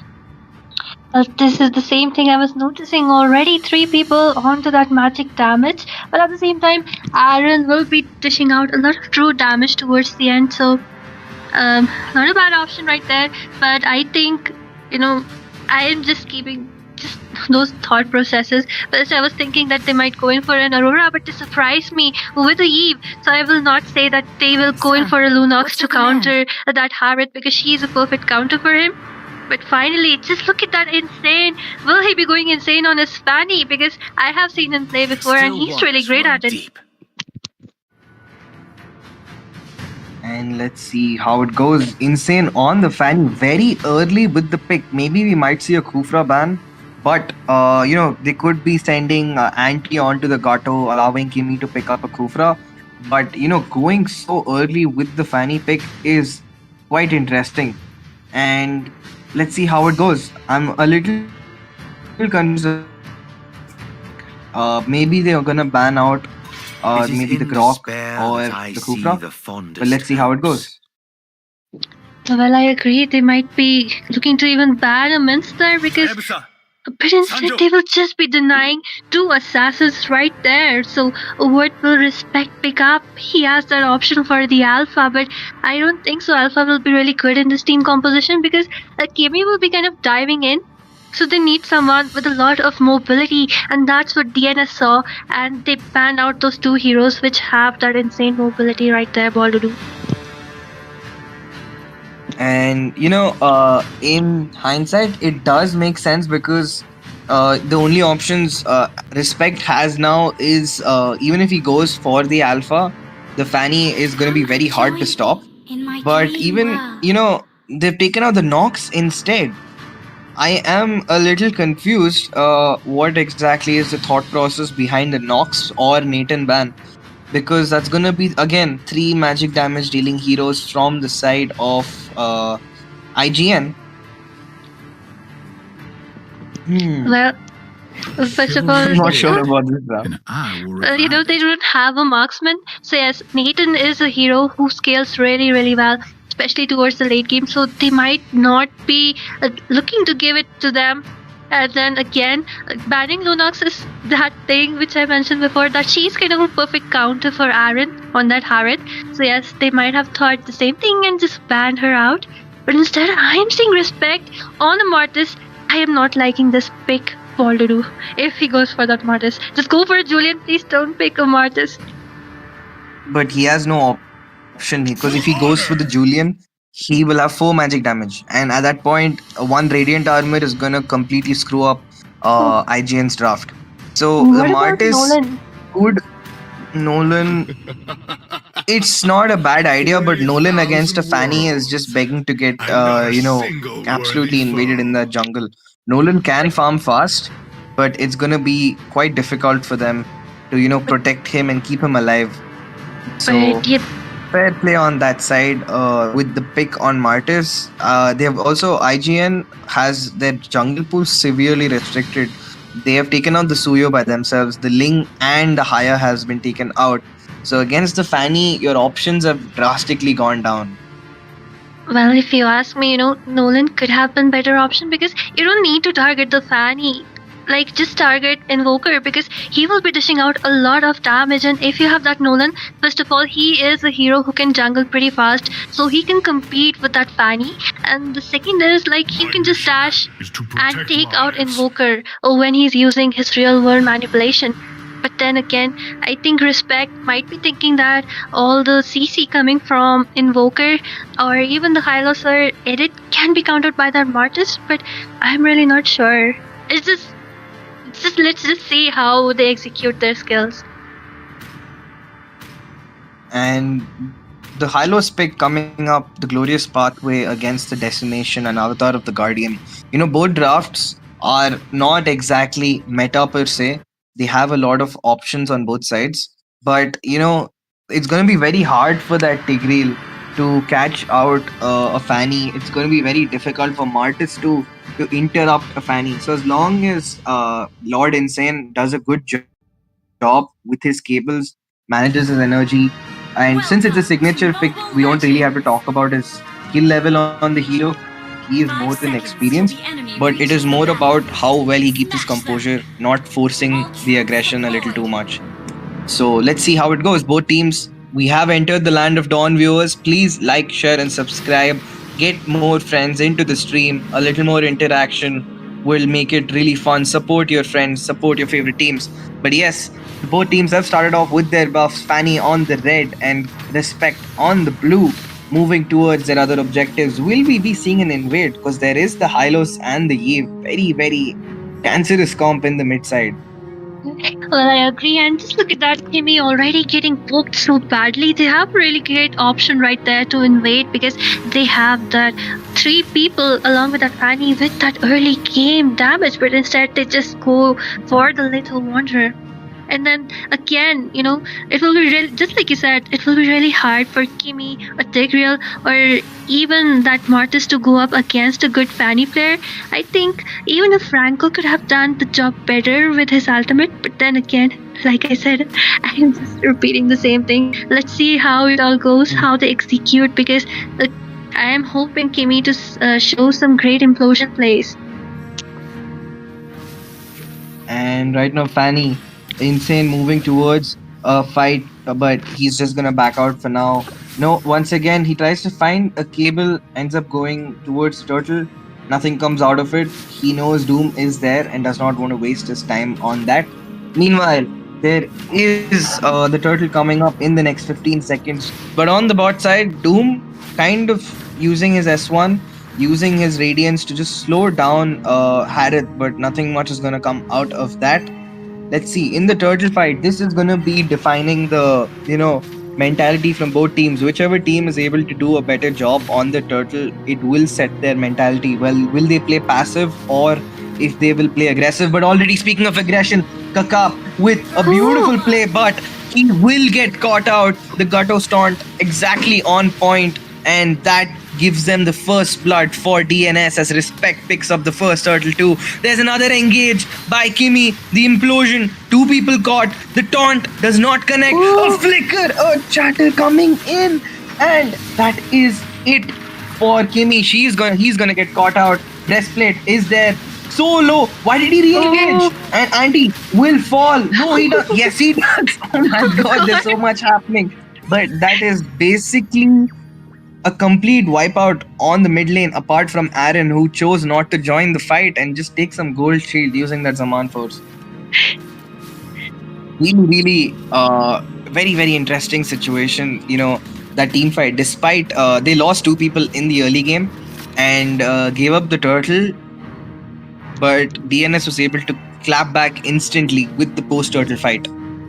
Well, that was quite an intense match, quite chaotic. People were like, just one more hit needed, but then them getting outplayed, and then again, the second person diving in once again, getting kills left and right. I really loved how Corey Cutie first zoned out.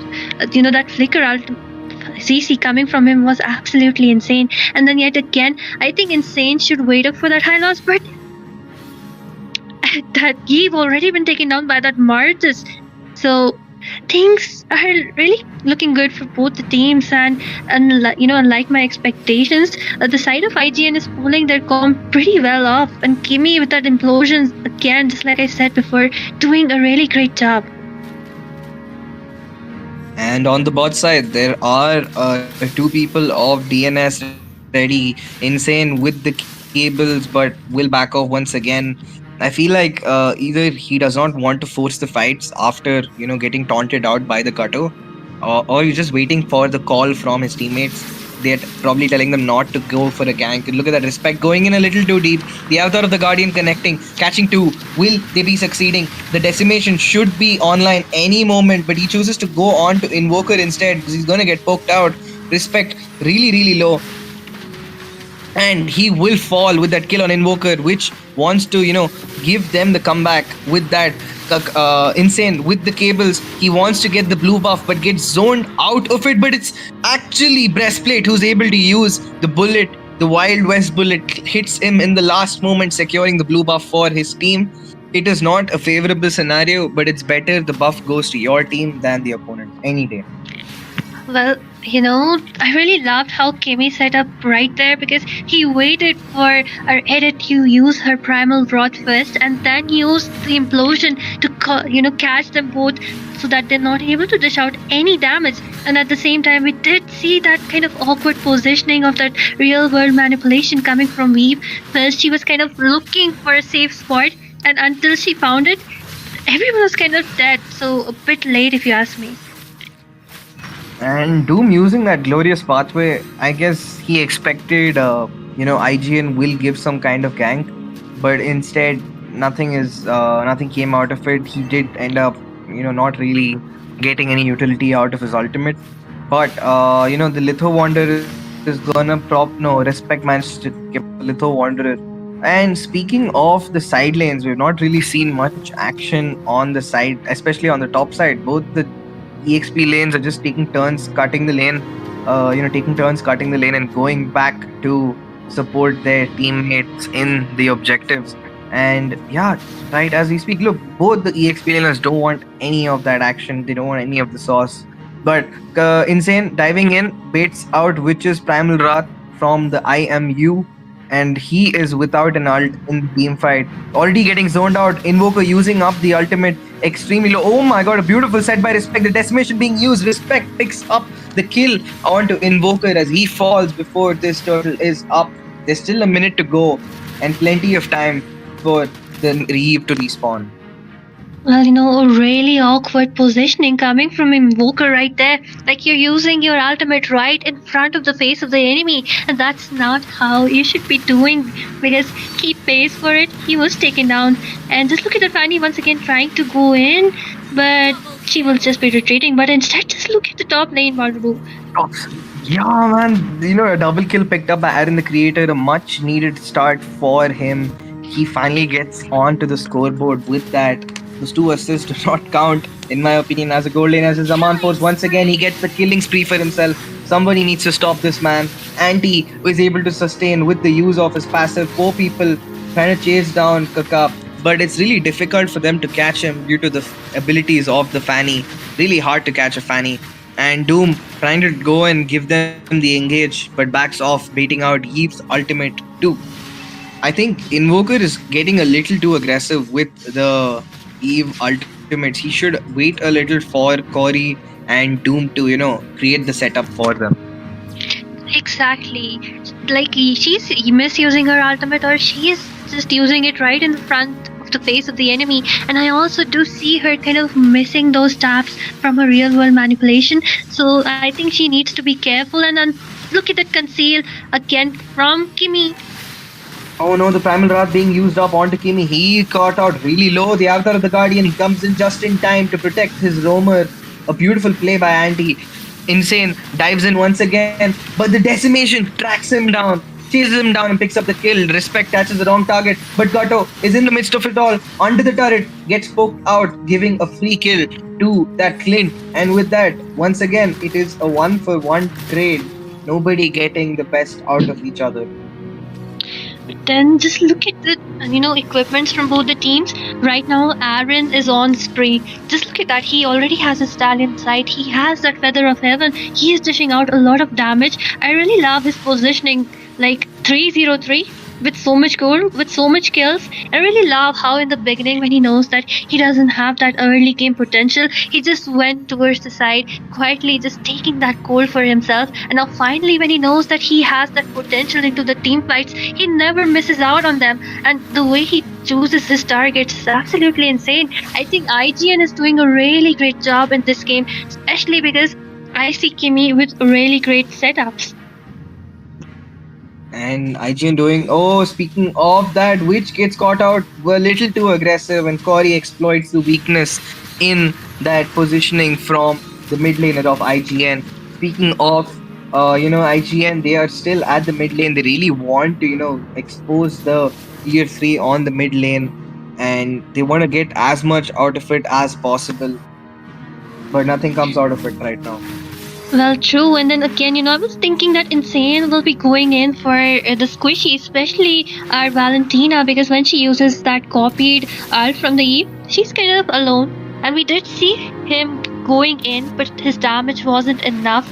And I think a lot of misplays coming from the side of Fanny in this game, because at the same time, Doom is not able to do much in this game. Just look at that again. And look at that, another kill picked up onto the Clint. Breastplate falls for the second time this game. the Martis immune is coming really in clutch, and the worst problem is Doom does not have enough CC to bait it out. But Cory catches out Kimmy. He is there. The Zaman Force used up. Cory uses up his flicker and the Primal Wrath, but that's not going to be enough as he will fall once again. Not a good state for DNS to be in. They went from having absolute domination in the first game to really, really struggling against IGN and the fast-paced tempo that they're bringing to the table as they secure the first Lord as it goes into their favor. The Lord will be marching down the top side, I guess. Yeah, it's gonna march down the top, I think. I'm not sure. Both the turrets are on equal HP. But speaking of that, there's an unstoppable picked up by Aaron, the creator, as Gato uses the avatar of the Guardian defensively to back out. The blue buff will be back soon. Insane looking for something on the bot side, managed to sneak away the turret under the eyes of IGN. They could not respond in time, and with that, the turrets are still, even. Well, yes, when you have a Fanny, if you are on losing it, you do go in for those split pushes. Same goes for Ling, same goes for Moscow, and Insane has also decided to go for that split push as the Lord marches down from the top lane. But I think from the side of DNS this time, they kind of lack that CC, and that's what is making it hard for Fanny to dive in because of that Mortis, and also the Kimi on the Tigreal is doing a really great job to zone people out. So I really think that Fanny needs to wait it out. Doom needs to give a really great setup, and Cory Cutie also needs to dish out some CC along with some damage so that Fanny can come in. I know they can do it. It's just that they're not getting the opportunity to execute whatever they have on their mind, especially because they do not have enough damage at this point. And we'll have to see.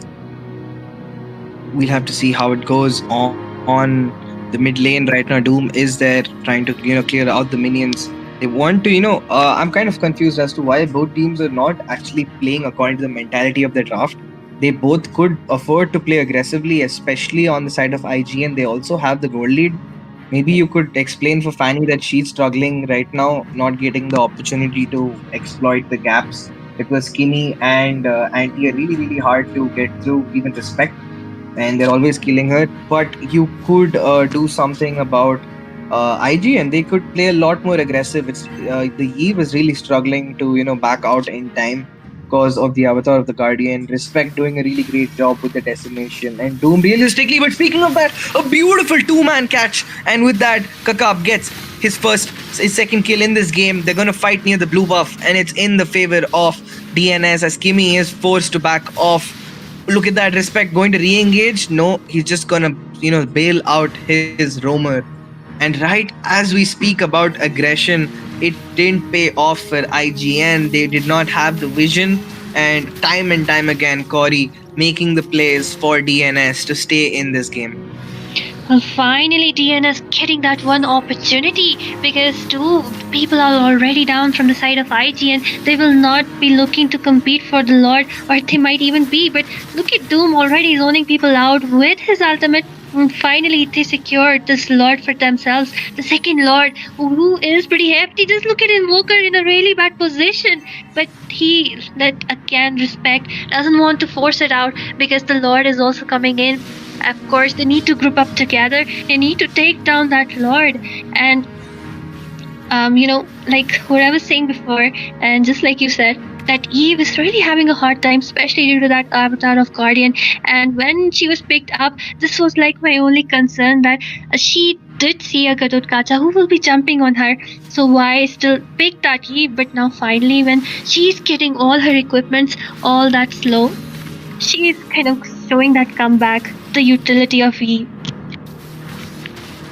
And right now that Lord on the bot side, Cory is in a little trouble, but Insane already picks up a kill onto the roamer of IGN, and they are again getting pushed back into their base as our Lord is gonna march in and give a massive hit onto the bot. With that, the inhibitors, both sides exposed. Breastplate wants to get the last hits onto the turret and get as much utility as possible. Ooh. Cory with another beautiful 3-man Earth Shatter.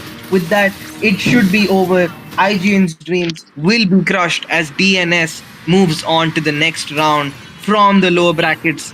They are still in this tournament. The legends unleashed, the drama unfolds. Well, what a comeback from the side of DNS. I really wasn't expecting that.